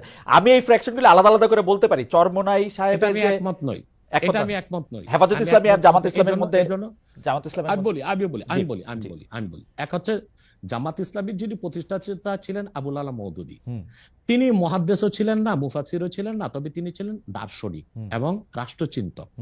তো জামাত ইসলামী যারা করছেন তারা তো আসলে আবুল আলা মওদুদীর কোনো মাসালা বা ফেকা মানতেছে না। এবং জামাত ইসলামী তো অসংখ্য লোক আমি দেখেছি দক্ষিণ চট্টগ্রামে, তারা আমাদের মতো কট্টর সুন্নি, অর্থাৎ তারা মিলাদ কিয়াম করতেছে, তারা পিরি মুরিদি মানতেছে, কিন্তু রাজনৈতিকভাবে তারা জামাত ইসলামী করতেছে। তার মানে হচ্ছে 1922 সালে জিএনএ গ্র্যান্ড ন্যাশনাল অ্যাসেম্বলির মাধ্যমে কামাল পাশা আতাতুর্ক তুরস্কের মধ্যে ইসলামী শাসন ব্যবস্থার জন্য আর না হয় সেই ব্যবস্থা করেছিল। তারপরে প্যান ইসলামিজম নিয়ে আসলো জামালউদ্দিন আফগানি। পরবর্তীতে 1942 সালে আবুল আলা মওদুদী চিন্তা করলেন যে এই সংকটকালীন মুহূর্তে ইসলামী রাষ্ট্র প্রতিষ্ঠার জন্য গণতন্ত্রটাকে বেছে নেওয়া যেতে পারে। এটাই ছিল তার রাষ্ট্রের চিন্তা, আর সেটাই জামাত ইসলামের লোকজন অনুসরণ করছে। কিন্তু জামাত ইসলামের লোকজনগুলো কিন্তু আবুল আলা মওদুদীকে ইমাম হিসেবেও মানে না, কিংবা তার মাসালাও নিচ্ছে না, শুধু রাষ্ট্র। কিন্তু ডক্টর আব্বাসী এই কথাটা আপনি বলতেছেন, আমি তো জামায়াতের কোন নেতার মুখে এরকম শুনি নাই। বলছি। এখন ইসলামী একটি রাষ্ট্র প্রতিষ্ঠার জন্য তারা আবুল আলা মওদুদীর রাষ্ট্র চিন্তাটা নিয়েছে। এখন আমরা বা অন্য হেফাজত ইসলাম বা কওমি ঘরানার যারা বিরোধিতা করি জামাতের, সেটা হচ্ছে আবুল আলা মওদুদীর আকীদা যে ভুল ত্রুটি ছিল সেটার বিরোধিতা করি আমরা। কিন্তু একটা কথা মনে রাখবেন, ইসলামের মৌলিক বিশ্বাসের ক্ষেত্রে জৌনপুর, ফুরফুরা, দেওবন্দ, কওমি, চরমনাই, জামাত, মসজিদ সবাই কিন্তু এক। ওকে, আপনি দেখেন, আপনি মনে করছেন যে ইসলাম, আপনি দেখেন, ওকে, আমি বলি জি, যেমন 13 সালের 5ই মে শাপলা চত্বর আমি উপস্থিত হয়েছিলাম কয়েক লক্ষ লোক নিয়ে। আমি তো জৌনপুরের এবং আমাকে সুন্নি বলেই জানে, কারণ হেফাজত ইসলামের 13 দফা দাবি আমাদের সকল মুসলমানের দাবি ছিল। এবং সেখানে সারা বাংলাদেশ থেকে 13 সালের 5ই মে জামাত ইসলামী ও শিবিরের লোকজন 200 বাস নিয়ে উপস্থিত হয়েছিল। কারণ ওই 13 দফা দাবির পক্ষে তারাও ছিল, হয়তোবা তারা রাজনৈতিক ভাবে বলতে পারছে না, কিন্তু সেখানে উপস্থিত হয়েছিল। তো কথা হচ্ছে যে মৌলিক বিশ্বাসের ক্ষেত্রে সকল মাসলাকের মুসলমান এক, কিন্তু বাংলাদেশে রাজনীতি করার ক্ষেত্রে কিংবা নিজ নিজ অবস্থান ধরে রাখার জন্য শাখা প্রশাখাগত বিষয়ে একটু দ্বন্দ্ব আছে, এটা তো থাকতেই পারে।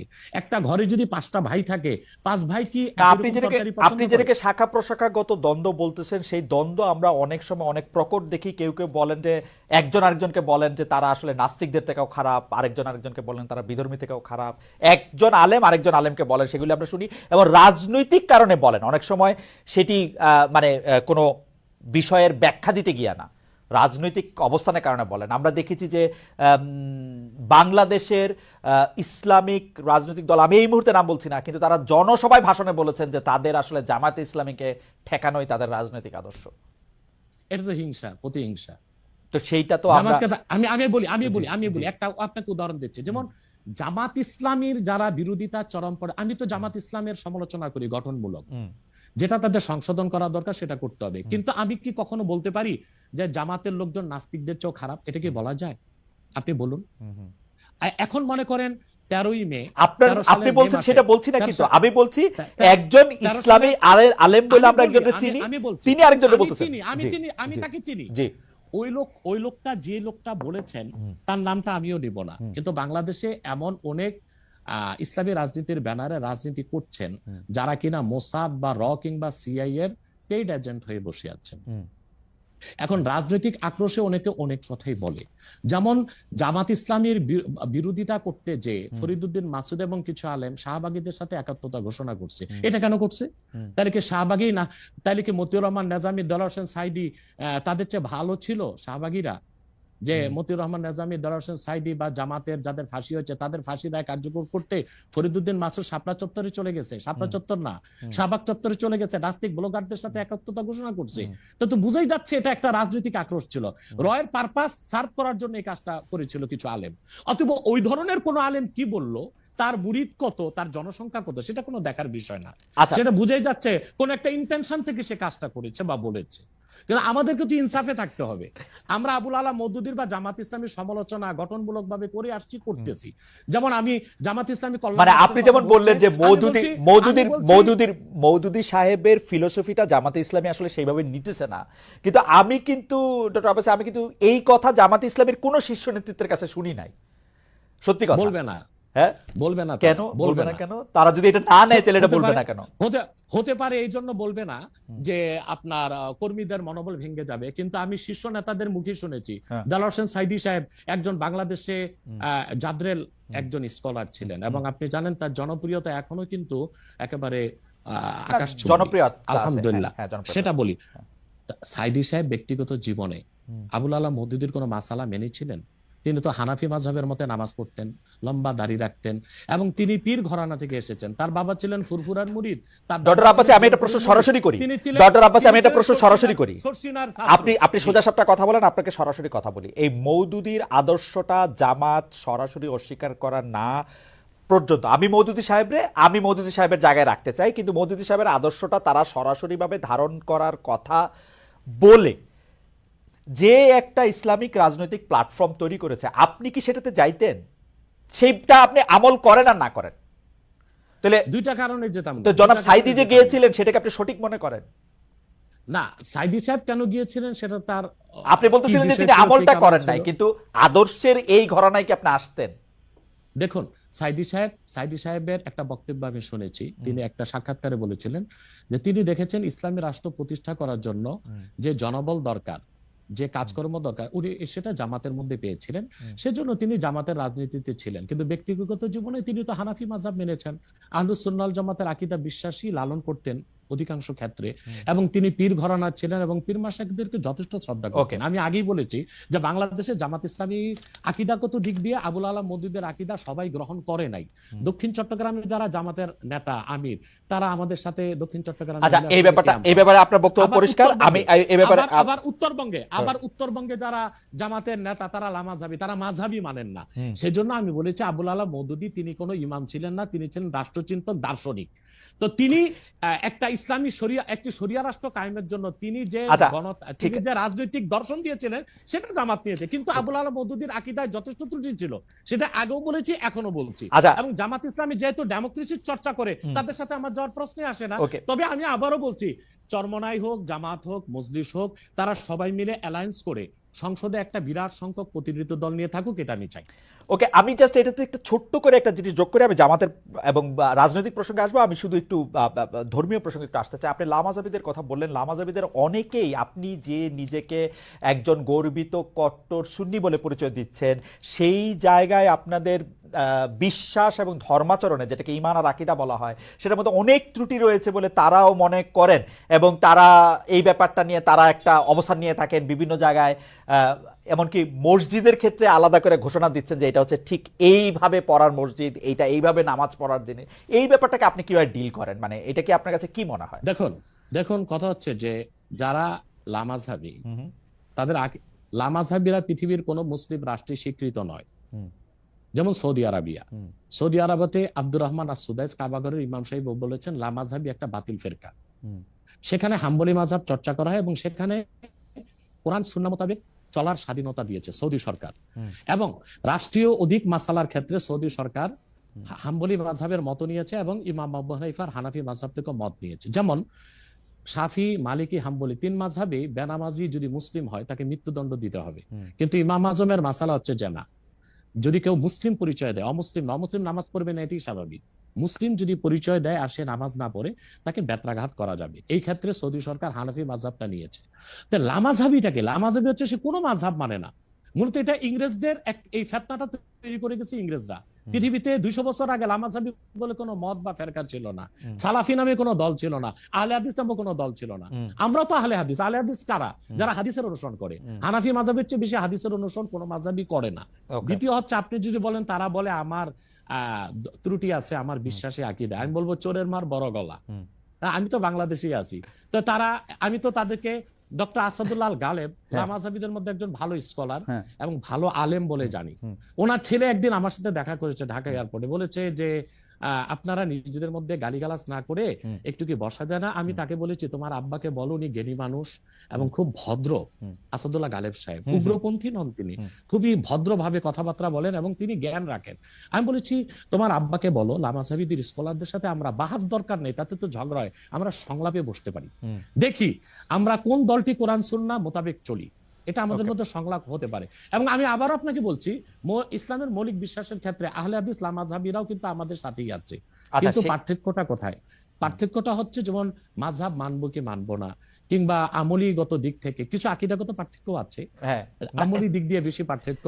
যেমন হচ্ছে আমরা বলি তারাবি 20 রাকাত, তারা বলে 8 রাকাত। আমরা বলি ওয়েতের 3 রাকাত, তারা বলে 1 রাকাত। কিন্তু কোন লামাযহাবী বলে না ওয়েতের বলে নামাজ নাই, বলে ওয়েতের আছে 1 রাকাত। না, আমি এরকম শুনছি, আমার এরকম শুনছি, আমার যে নামাজ পড়ার জন্য আলাদা মানে এটা সকল দর্শকের জন্য বলছে যে আলাদা দাঁড়ানোর সিস্টেম বা ভঙ্গি বা স্টাইল লামাযহাবীদের, আপনাদের তো আপনাদের বলতে হচ্ছে দেখেন আমরা যারা আপনি বলেন বাংলাদেশে 3 থেকে 3.5 লক্ষ মসজিদ হানাফি ইমাম, কোন মসজিদ লেখা আছে হানাফি মসজিদ? কিন্তু বাংলাদেশে যে 200 লামাযহাবীদের মসজিদ আছে সেখানে তারা লিখে রাখছে আহলে হাদিস মসজিদ। তা বোঝা যাচ্ছে আহলে হাদিস মসজিদে আহলে হাদিসরাই ঢুকবে। তো বৈষম্য তো তারাই করছে, তারাই কিন্তু প্রমাণ দিচ্ছে তারা একটা ফেরকা, তারা একটা ভিন্ন দল। আমাদের হানাফিদের মসজিদে লেখা নেই হানাফি মসজিদ, ওখানে হানাফিও যাবে লামাযহাবীও যেতে পারবে। আপনি অবাক হবেন, আমাদের আব্বাসী মসজিদের যে মসজিদ, বড় মসজিদ, এখানে প্রত্যেক জুমায় প্রচুর লামাযহাবী আসে এবং কিন্তু- তারা জোরে আমিন বলে এবং রফিয়া দান করে, আমাদের পক্ষ থেকে কোনো বাধা নাই। না, কিন্তু আল্লাহর মসজিদে কিন্তু কিন্তু কাফের আমি মুসলিম আপনার ছাড়া সবাই আমি আসতে যেহেতু পারে। আপনাকে ফলো করি, আমি আপনার বক্তব্যে অনেক সময় শুনছি যে তাদের সম্পর্কে আপনি খুব ভালো কথা বলেন নাই। মানে আমি যদি গালাগালি নাও বলি, অনেক সময় মানে আমি এই মুহূর্তে আমি বলবো না যে আপনি যেমন ডক্টর জনাব মিজানুর রহমান আজহারীকে আপনি যেমন কাফির বলেছেন, তেমন রাজ্জাক সাহেবকে আপনি কাফির বলেছেন কিনা, তবে আপনি বলেছেন কিনা এটা বর্ণনা করতে না পারলেও তাকে আলেমদের কাউকেও অনেক বড় গালি দিতে শুনেছি, মানে দাজ্জাল বা এরকম বলতেও শুনেছি আর কি। এইটা কি ঠিক আছে? মানে আমরা লোকরা কি করবো তাহলে? দেখুন, এটা ঠিক আছে। কেন ঠিক আছে? সেটা হচ্ছে তাদের বক্তব্যগুলো এত মারাত্মক, এবং বক্তব্যগুলো যখন আল্লাহ তার হাবিব মুহাম্মদ সাল্লাল্লাহু আলাইহি সাল্লামের সম্মানের খেলাফ যায়, তখন কিন্তু আমাদেরকে কঠোর ভাষায় তাদেরকে প্রতিহত করতে হয়। যেমন আপনি যে তরুণ বক্তার কথা বললেন, তরুণ বক্তা, সে লোকটা কি বলেছে? সে আল্লাহর হাবিব নূর নবীজি মোহাম্মদ মুস্তাফা সাল্লাল্লাহু আলাইহি সাল্লামের আরশচুম্বী সম্মানের খেলাফ, আল্লাহ তাআলার সম্মানের খেলাফ বক্তব্য দিয়েছে, হালাল শব্দ ব্যবহার করছে। এটা কি হয়? সে বলেছে আম্মা জান খাদিজা ভার্জিন ছিলেন না, আমার মাকে যদি কেউ বলে ভার্জিন ছিল না আমি মেনে নিব। সে বলেছে যে এরপর না, কিন্তু স্যার আপনার কাছে কি মনে হয় না উনি তাকে আসলে অসম্মান করার জন্য একটা ফ্যাক্ট সামনে আনছেন? না না না, এটা আপনাদের মৌলিক বিশ্বাসের মধ্যে একটা বড় ঘাপলা। আমার সাথে আপনার কথা বলার যে শব্দ চয়ন, সেটা কখনো আল্লাহ তার হাবিব সাল্লাল্লাহু আলাইহি ওয়াসাল্লামের শানে ওই শব্দ চয়ন ব্যবহার হতে পারে না। আচ্ছা, ইসলামী আইন শাস্ত্র স্পষ্ট এসেছে যে, দেখুন আমি আপনাকে একটা হাদিস শোনাচ্ছি, একটা হাদিসে কুদসি। আল্লাহ তাআলা তার হাবিব, আপনি একটু আপনার জন্য উপকার হবে, জনগণের জন্য উপকার হবে, একটা দলিলই যথেষ্ট। খন্দক যুদ্ধে আল্লাহর হাবিব সাল্লাল্লাহু আলাইহি সাল্লামের আসর নামাজ কাজা হয়েছিল, আর উহুদ যুদ্ধে আল্লাহর হাবিব সাল্লাল্লাহু আলাইহি সাল্লামের দাঁত শহীদ হয়েছিল।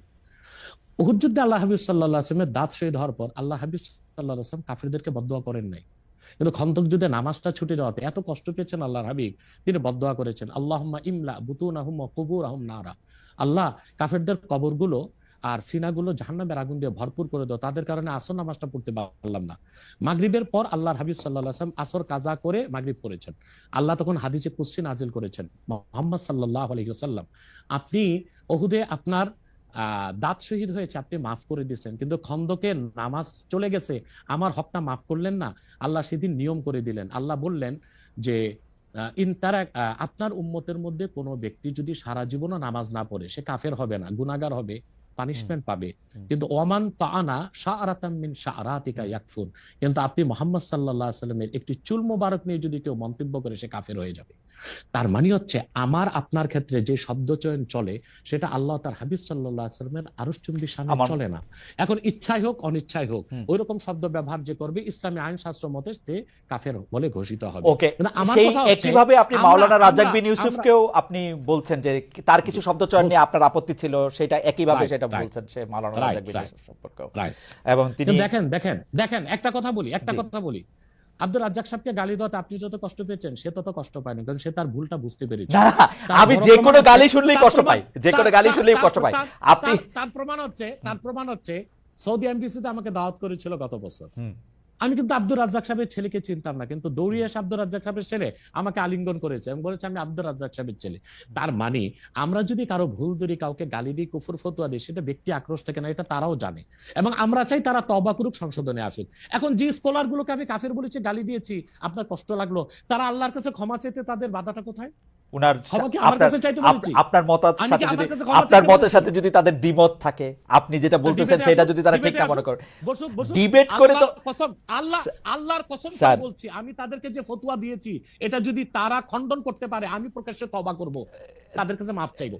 না স্যার, ডিবেট করে কোনো কিছু প্রমাণ করা যায় না, কারণ ডিবেট তো সাবজেক্ট না, ডিবেট তো subject to Tafsir, subject to interpretation.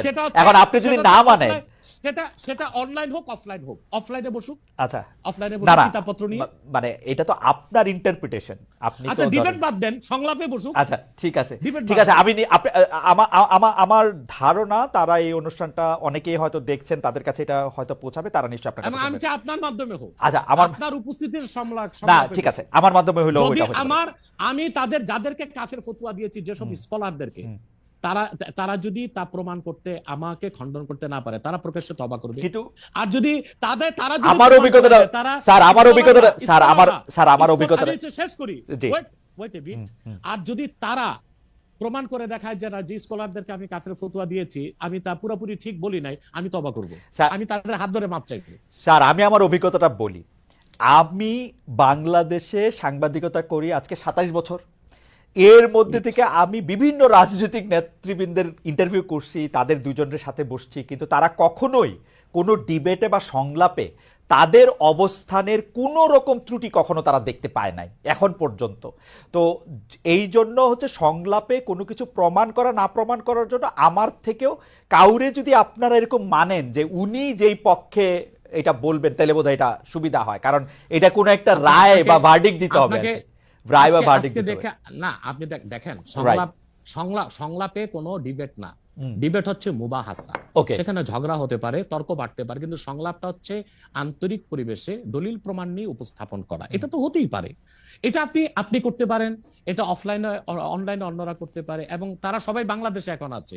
Okay. যদি ইসলামিক ফাউন্ডেশনে তারা বর্তমান যে খালেদ সাহেব আছে, উনি তো একজন ধার্মিক Right. মানুষ, তার উপস্থিতিতে করেন আরো সুন্দর হয়। ওকে, কিন্তু আমরা যাদেরকে, যে স্কলারদেরকে কুফর ফতোয়া দিয়েছি, সেক্ষেত্রে আমরা অনর এবং অবিচল। এবং আপনি Okay. যে স্কলারের কথা বলেছেন, সে আমাকে কথা বলতে চেয়েছে, আমি তার সাথে কথা বলিনি, এবং সে হয়তোবা আসতেও চেয়েছে, আমি অ্যালাউ করিনি। আমার শর্ত একটাই, যে আমি যে ফতোয়া দিয়েছি তা আমি প্রমাণ দিব। Okay. তারা তাদের স্কলার নিয়ে বসুক, যদি প্রমাণ দেয় আমি দিতে পারি, তাহলে ক্ষমা তো আমার কাছে চাইবে না, আল্লাহর কাছে ক্ষমা চাইতেও কি ভাই লজ্জা আছে? না তা নাই, ঠিক আছে। আমরা আমাদের আমি একটু আপনাকে আমাদের আমি একটু আপনাকে একটা ঘটনা স্যার বলি, স্যার ছোট্ট স্যার ঘটনা, স্যার এক মিনিট ছোট্ট স্যার ঘটনা। স্যার এক এই যে মিনিট এক স্যার। Second Okay. এক সেকেন্ড। মরহুম মাওলানা আশরাফ আলী থানভী রহমতুল্লাহ, নাম শুনেছেন? জি জি। উনি কিন্তু আমাদের সকল ঘরানার একজন মুরব্বী। হুম। তো ওনার একটা চমকপ্রদ ঘটনা, উনি একবার ইউপিতে এসেছিলেন জনপুরে। তো ওখানে আহমদ রাজা খান বেরেলি, ওনার অনুসারীরা বললেন যে আশরাফ আলী থানভী কুফর করছে, সে কাফের। আশরাফ আলী থানভী রহমতুল্লাহ কত বিচক্ষণ ব্যক্তি ছিলেন। তখন আমার দাদা উপস্থিত ছিলেন সেখানে, ওনার বয়স তখন খুব কম। তিনি জনপুর সাহেব মসজিদের মিম্বরে দাঁড়িয়ে বললেন, তোমরা যারা বলতেছো আমি কাফের, তা আমি এখন কলেমা পড়ি। বলে পড়েন। তিনি কালেমা শাহাদাত, কালেমা তাইবা পড়লেন। পড়ার পর বলে, এখনো কি আমি কাফের? বলে না। তিনি তখন ওয়াজ শুরু করলেন।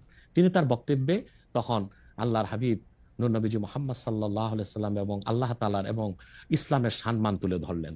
তখন উপস্থিত লোকজন বলল, আমরা বেহুদাই তাকে কাফের মনে করেছি, বিভ্রান্ত হয়েছে আমরা। আসলে কি জানেন, আল্লাহর কাছে ক্ষমা চাইতে, ক্ষমা চাওয়াটা বিনয়ের কাজ। আদম আলাইহিস সালাম অপরাধ করে আল্লাহর কাছে ক্ষমা চেয়ে আদম হয়ে গেছে আমি ছোট সারা একটি পৃথিবীর মানুষের আমি জনক। আমি ছোট আর একটা ইবলিস অপরাধ করে এলেমের কর্মী দেখিয়ে ক্ষমা করে নাই, ইবলিস হয়ে গেছে আজাজিল, অভিশপ্ত। আমি 20 সেকেন্ড একটু সময় চাই নিতেছি। Ashis, can we extend the programme for couple of more minutes? Doctor Abbasi, আমাদের সময় শেষ হয়ে আসছে, আমরা একটু সময়টা একটু আপনার থেকে একটু বেশি চাইতেছি। শুধু একটা ছোট প্রশ্ন, সেইটা নিশ্চয়ই আপনি আপনার সময় কখনো বলবেন, যে আরেকজন ব্যক্তিকে, আপনি এটা ঠিকই বলেছেন জৌনপুরের পীর সাহেবের উদাহরণ দিয়ে, যে আমি যদ্দুর ইসলাম সম্পর্কে বুঝি, কেউ যখন নিজেকে বলে যে মানে কলেমা শাহাদাত এবং কলেমা তয়বা যে যতক্ষণ পর্যন্ত পড়বে বা মনে করবে, ততক্ষণ পর্যন্ত আরেকজন ব্যক্তি কি তাকে কাফের বলতে পারে? আপনি যদি ছোট করে একটু বলেন, আমি শুধু হ্যাঁ বা নার মধ্যে থেকেও শুনতে চাই, মানে পারে কিনা। মানে আমি দাবি করলাম আমি মুসলমান, আপনি আমাকে কইতে পারবেন কিনা যে আমি কাফের? এক্ষেত্রে আপনাকে সংক্ষেপে মূলটা বলে দিচ্ছি। প্রথম হচ্ছে মমিন। মমিন হচ্ছে যে কালেমা শাহাদাতকে মনে বিশ্বাস করে, মুখে স্বীকার করে। এখন সেই মমিনকে আমরা মুসলিম বলবো কখন? হাদিস শরীফে এসেছে, মান সাল্লা সালাতানা ওয়াস্তাকবালা কিবলাতানা ওয়া আকালা যাবিহাতানা ফাযালিকাল মুসলিম। কোন ব্যক্তি ঈমান আনার পর যদি আমাদের সালাতকে আদায় করে, আমাদের কেবলা কাবাকে মানে, আমাদের জবাইকৃত পশুর গোশত খায়, সে লোকটি মুসলিম। কতক্ষণ মুসলিম?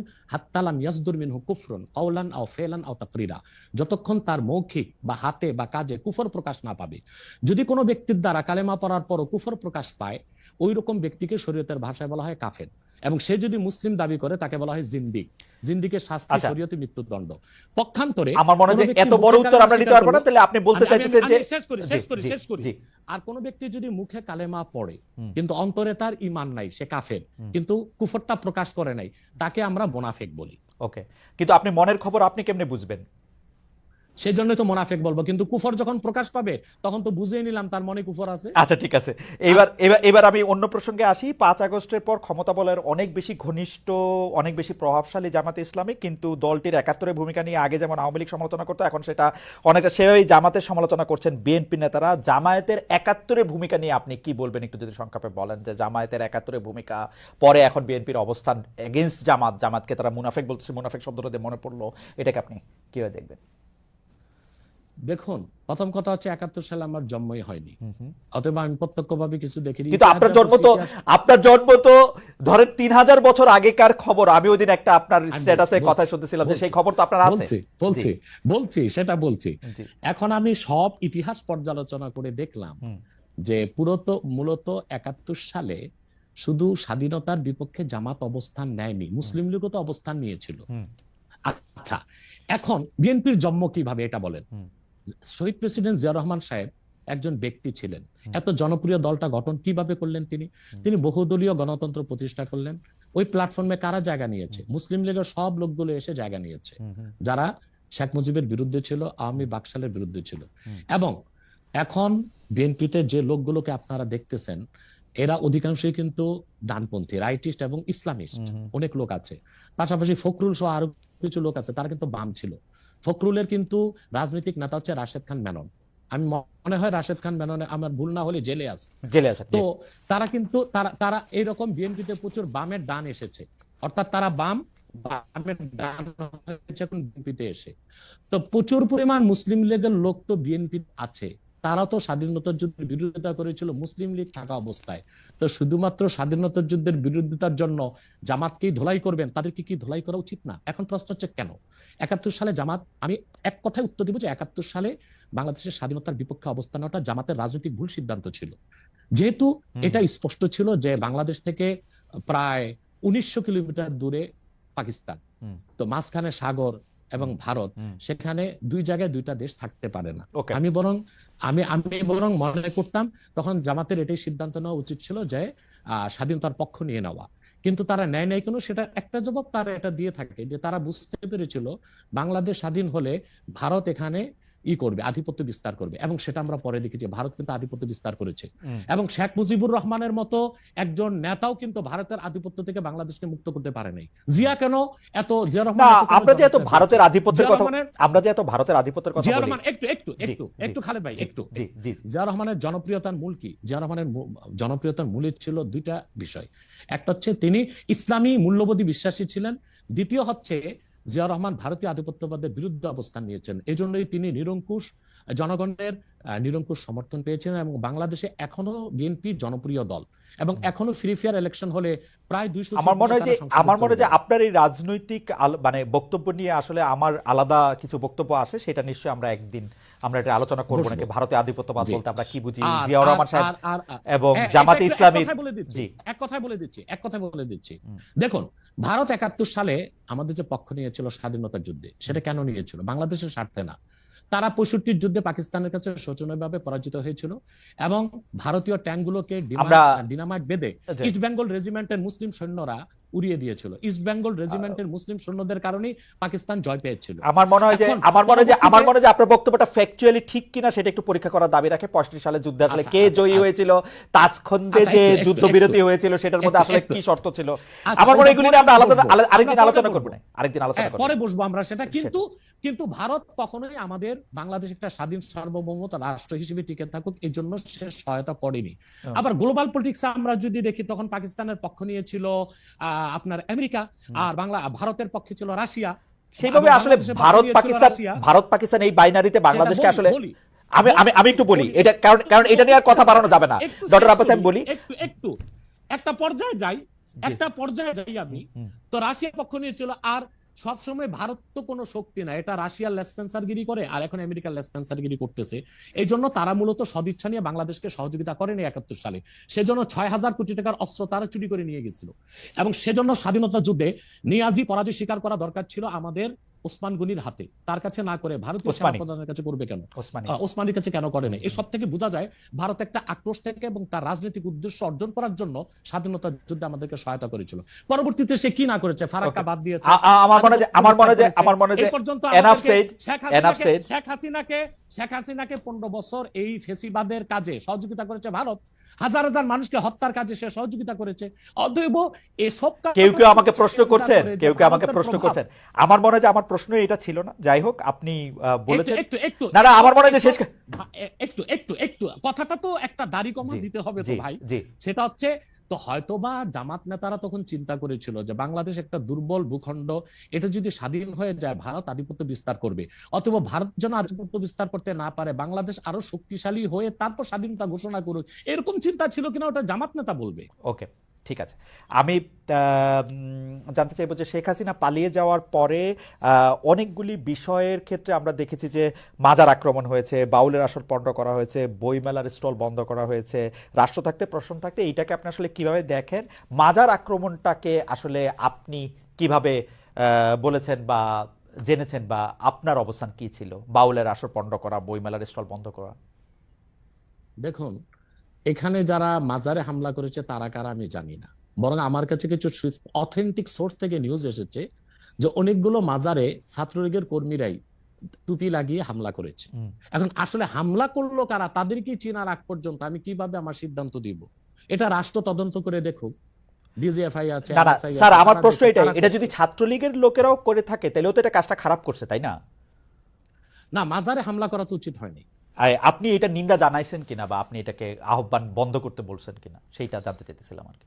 হ্যাঁ, আমি আমার বক্তব্যে বলেছিলাম যে আল্লাহর ওলিদের মাজারগুলোতে যারা শিরক করে তাদেরকে শাস্তি দেওয়া হোক, কিন্তু আল্লাহর ওলিদের মাজারগুলোতে আঘাত না করা হোক, এটা বলেছি, বক্তব্য আছে আমার। আচ্ছা, একটা জনপ্রিয় প্রশ্ন আপনার এগেনস্টে এরকম যে আমরা ইন্ডিয়ার এগেনস্টে এত কথা শুনি, কিন্তু খোদ জৌনপুরি হচ্ছে ইন্ডিয়ায়, এটার আপনি আসলে কিভাবে দেখেন? আপনার যে ডিগ্রি, যেটাকে আমরা পিএইচডি বলতেছি, সেগুলিও আসলে ভারতীয় শিক্ষা প্রতিষ্ঠানগুলি থেকে নেওয়া, সেটাকে আপনি কিভাবে দেখেন? এক লাইনে বললেই হবে, মানে এটা একটা জাস্ট জনপ্রিয় প্রশ্ন, আমি এটাকে অনেক বেশি। দেখুন এই খুব সুন্দর করে, আপনাকে এক লাইনে তো বলা যাবে না খালেদ ভাই, হ্যাঁ। আমি 3 লাইনে বলে দিচ্ছি। সেটা হচ্ছে, আমাদের বংশটা এসেছে আরব থেকে, অর্থাৎ আল্লাহর হাবিব নূর নবীজি মুহাম্মদ সাল্লাল্লাহু আলাইহি সাল্লামের আপন চাচা হযরত আব্বাসের বংশধর। পরবর্তীতে আমাদের বংশধর এসেছে বাগদাদ, বাগদাদ থেকে এসেছে ইউপিতে। আর আমার পরদাদা যিনি পিতা ছিলেন, পরদাদার পিতা, তিনি ছিলেন কারামত আলী জনপুর রহমতুল্লাহ জামাতা, অর্থাৎ মেয়ের দিক দিয়ে আবার আমরা কারামত আলী জনপুর রহমতুল্লাহর সাথে রক্ত সম্পর্কে সম্পর্কিত। 1947 সালে আমার পরদাদা জনপুর থেকে, আমার বাবার বয়স যখন 6 তখন চলে এসেছেন বাংলাদেশ। এখন আমার পরদাদা চিন্তা করলেন যে ভারতটা চলে গেছে হিন্দু শাসনে, এখানে আমরা স্বাধীনভাবে চলতে পারবো না, সেজন্য তিনি তো ইন্ডিয়া ত্যাগ করে বাংলাদেশেই চলে এসেছে। সেজন্য আমার বাবা 6 মাস বয়সে বাংলাদেশে এসেছে, আর আমাদের 5 ভাই 3 বোনের জন্ম বাংলাদেশে। অতএব এই জন্য ভারতের বিরুদ্ধে আমি বলতে পারবো না, সেটা কোনো কথা নয়। কিন্তু আমার প্রশ্ন হচ্ছে যে শেখ মুজিবের মায়ের বাড়ি কোথায়? না না, সেগুলি তো ভারতে, সেটা তো আরেকজনের প্রসঙ্গ, তো আরেকজনের প্রসঙ্গ। বলি না একটু বলি না, জি জি জি, এটা তো বলতে হবে তো। তারপর হোসেন সৈয়দ সরওয়ার্দির বাড়ি কই ছিল? তার বাবার বাড়ি ছিল কলকাতা। আব্দুল হামিদ খান ভাসানী, তার বাড়ি ছিল আসামের ভাসানটেক। এরা সবাই কিন্তু পূর্বপুরুষ ভারতে ছিল। অতএব জোনপুরে হওয়ার কারণে আমি ভারতের বিরুদ্ধে করতে পারবো না, এটা হয় না। বরং আমি যে অন্যরা বাংলাদেশের হয়ে জামাত, তাবলিগ জামাতটাকে আমরা রাজনৈতিক হত্যার পর্যন্ত ঘটনা ঘটেছে, এটা নিয়ে আসলে আপনার একটা আমি মন্তব্য শুনতে চাই, এটাকে আপনি আসলে কিভাবে দেখেন, এবং এই বিভাজনে কারা ফু দিচ্ছে? আপনি যেহেতু সরাসরি কথা বলেন, আপনি আমার কাছে যারা জোবায়েরপন্থী তারা এসেছেন এবং কেন্দ্রীয় পর্যায়ে আমি তাদেরকে পরামর্শ দিয়েছি। কিছুদিন পর আমার কাছে এসেছিল সাতপন্থীগণ, কাকরাইলের শীর্ষ আমির যারা, তারা এসেছিলেন এবং তারা এসে আমাকে তাদের ইস্তেমায় যাওয়ার দাওয়াত করেছিলেন, কিন্তু আমি বলেছেন আমি যেতে পারবো না। আমি তাদেরকে প্রস্তাব করেছিলাম যে আপনারা সাদ সাহেবকে নিয়ে এত মাতামাতি কেন? সাদ সাহেব যদি ভুল করেই থাকে তো সে তো তওবা করলে পারে। তখন তারা আমাকে বললেন যে সাদ সাহেব দারুল উলুম দেওবন্দে গিয়েছেন এবং তিনি সেখানে তার বক্তব্য স্পষ্ট করেছেন। আমি বলেছি তাহলে আমি আমার প্রতিনিধি দেওবন্দে পাঠাবো এবং আমি জানবো সাদ সাহেব তওবা করেছেন কিনা।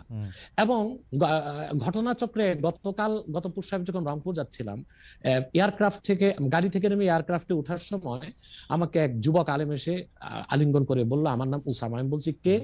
বলে কাকরাইলের ওয়াসিফ সাহেবের ছেলে। সে একজন মুফতি এবং দারুল উলুম করাচিতে পড়াশোনা করেছে। তো দেখা যাচ্ছে যে তাবলিগের দুই দলেই আলেম আছে, কিন্তু অধিক সংখ্যক আলেম ও মূল ঘরানার যারা ইসলামী আন্দোলনের নেতৃত্ব দিচ্ছেন তারা কিন্তু জোবায়েরপন্থীদের সাথে, এবং তারাই হক। কারণ স্যার সাহেব যে ভুলগুলো করেছে মারাত্মক ভুল, এবং সেগুলোর জন্য তাকে প্রকাশ্যে তওবা করতে হবে। কিন্তু বাংলাদেশে এই যে সহিংসতা সৃষ্টি করছে, এর জন্য আমি নাম বলতে পারবো না, তবে দেশীয় একটা ইন্টেলিজেন্ট ব্রাঞ্চ এবং বাইরের একটা ইন্টেলিজেন্ট ব্রাঞ্চ এখানে ফু দিচ্ছে। আমার শেষ প্রশ্ন, আমি কিন্তু দেখেছি যে ইসলামী বক্তাদের কেউ কেউ মানে কখনো কখনো বাতাস বুঝে পাল তুলে দেন, যেমন ডক্টর ইউনূস এর ব্যাপারে যে উনি আগে সুদ খান, এখন সুদ খান কিনা, দেশের রাজনৈতিক সিস্টেম এই সেই সম্পর্কে নানা ধরনের কথা বলেন। আমার শেষ প্রশ্ন, যখন কেউ ইসলামিক কোনো দলকে বা ইসলামিক কোনো সংস্থাকে বা ধরেন কোনো আলেমদের কোনো টাকা দেয়, আপনি এই ফতোয়া দিবেন কিনা যে তার টাকার উৎসটা পরিষ্কার জায়গা থেকে এসছে না অপরিষ্কার জায়গা থেকে এসছে সেটা পরীক্ষা করে দেখা? দেখুন, প্রথম হচ্ছে যে কোনো স্কলার যে টাকা দিচ্ছে, যার কাছ থেকে টাকা নিচ্ছে, টাকাটা কন্ট্যাক্ট করে নিবে না, পেশাদার বক্তারা কন্ট্যাক্ট করে নেয়, আর যারা দায়ী আল্লাহ তারা কোনো সময় কন্ট্যাক্ট করে নেয় না। দুই, যদি সে এতটুকু নিশ্চিত হয় যে মাহফিল কমিটি মুসলিম এবং তারা হালাল টাকা থেকেই দিয়েছে, তখন তার জন্য টাকাটা নেওয়া জায়েজ হবে। আর মনে রাখবেন, একজন হক্কানি আল্লাহওয়ালা বুজুর্গ আলেম হচ্ছে নদীর মতো। খরস্রোতা নদীতে যদি আপনি মরা পশু ফেলে দেন, নদীর পানি নাপাক হবে না, নাপাকটাই দূরে সরে যাবে। একজন দায়ীল আল্লাহ যদি পূর্ণ সতর্ক থাকেন এবং সততার সাথে দিনের দাওয়াত দেন, তারপর যদি কমিটি স্বেচ্ছায় না চাইতে তাকে সম্মান হিসেবে কিছু হাদিয়া দেন, সেটার জন্য যদি কোনো সুদের টাকা আসে, ঘুষের টাকা আসে, সেটা থেকে আলেম মুক্তি থাকবে। আমরা আনফরচুনেটলি আপনার শেষ কথাটা আসলে ভালো শুনতে পাইনি, আপনি কি লাইনটা আবার বলবেন? জি, আবার বলছি জি।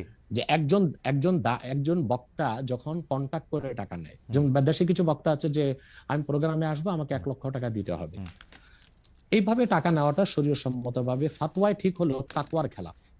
সেজন্য যারা কন্ট্যাক্ট করে টাকা নেয় না তারাই দায়ী ইলাল্লাহ, পেশাদার বক্তা নয়। আমার মতো বহুত আছে বাংলাদেশে মুহাক্কিক আলেম যারা কখনো কন্ট্যাক্ট করে টাকা নেয় না। দ্বিতীয় হচ্ছে, কন্ট্যাক্ট করে টাকা নেওয়াটা হারাম নয়, ফাতওয়ায় জায়েজ, কিন্তু তাকওয়ার খেলাফ, উত্তম না অনুত্তম কাজ। যেমন একজন ইমাম সাহেব মসজিদে নামাজ পড়িয়ে টাকা নিচ্ছে, মাদ্রাসায় একজন শিক্ষক পড়াশোনা করে টাকা নিচ্ছে, একজন ওয়াজ করে টাকা নিচ্ছে, সে পেশাদার বক্তা, এটা হারাম নয় কিন্তু তাকওয়ার খেলাফ।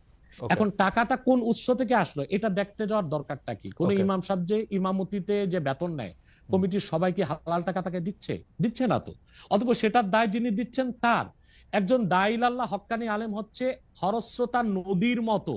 নদীতে যেমন আবর্জনা ফেলে নদী নাপাক হয় না, আবর্জনাই সরে যায়, একজন আল্লাহওয়ালা বুজুর্গ ব্যক্তির কাছে অনিচ্ছায় যদি কোনো সুদের টাকা ঘুষের টাকা আসে, নাপাকটা সরে যাবে, আল্লাহ থেকে হালালের উপরে রাখবে। এটা অনেক মানুষকে অনেক দুষ্কর্ম করতে উৎসাহ দিবে কিনা এটা কেউ প্রশ্ন করতে পারেন, কিন্তু আমাদের আজকের আলোচনা আমরা আর বাড়াবো না। আমি শুধু একটা ব্যাপারে আপনার একটু ফতোয়া চাই। আমাদের একজন দর্শক আপনার কাছে জানতে চাইছেন যে হুজুরকে জিজ্ঞাসা করবেন সহিহ বুখারী ৭৭৭৬ নম্বর হাদিস অনুযায়ী তাবলিগি জামাত কাফের হয়ে যায় কিনা। আমাদের একদম সময় না, আপনি যদি একটা খালি জায়গা থেকে একটু বলেন। হ্যাঁ, আমি বুঝতে পেরেছি সে কোন হাদিসের কথা বলেছে। ওই হাদিসটা হচ্ছে, ওই হাদিসে বলা হচ্ছে খারিজিদের কথা। খারিজি একটা বাতিল ফেরকা। খারিজিদের উৎপত্তি হয়েছিল হযরত আলী রাদিয়াল্লাহু তাআলার জামানায়। কিন্তু তাবলীগের ক্ষেত্রে এটা সমস্যা নাই। তারা তো খারিজি না, তা তো দেওবন্দ থেকে।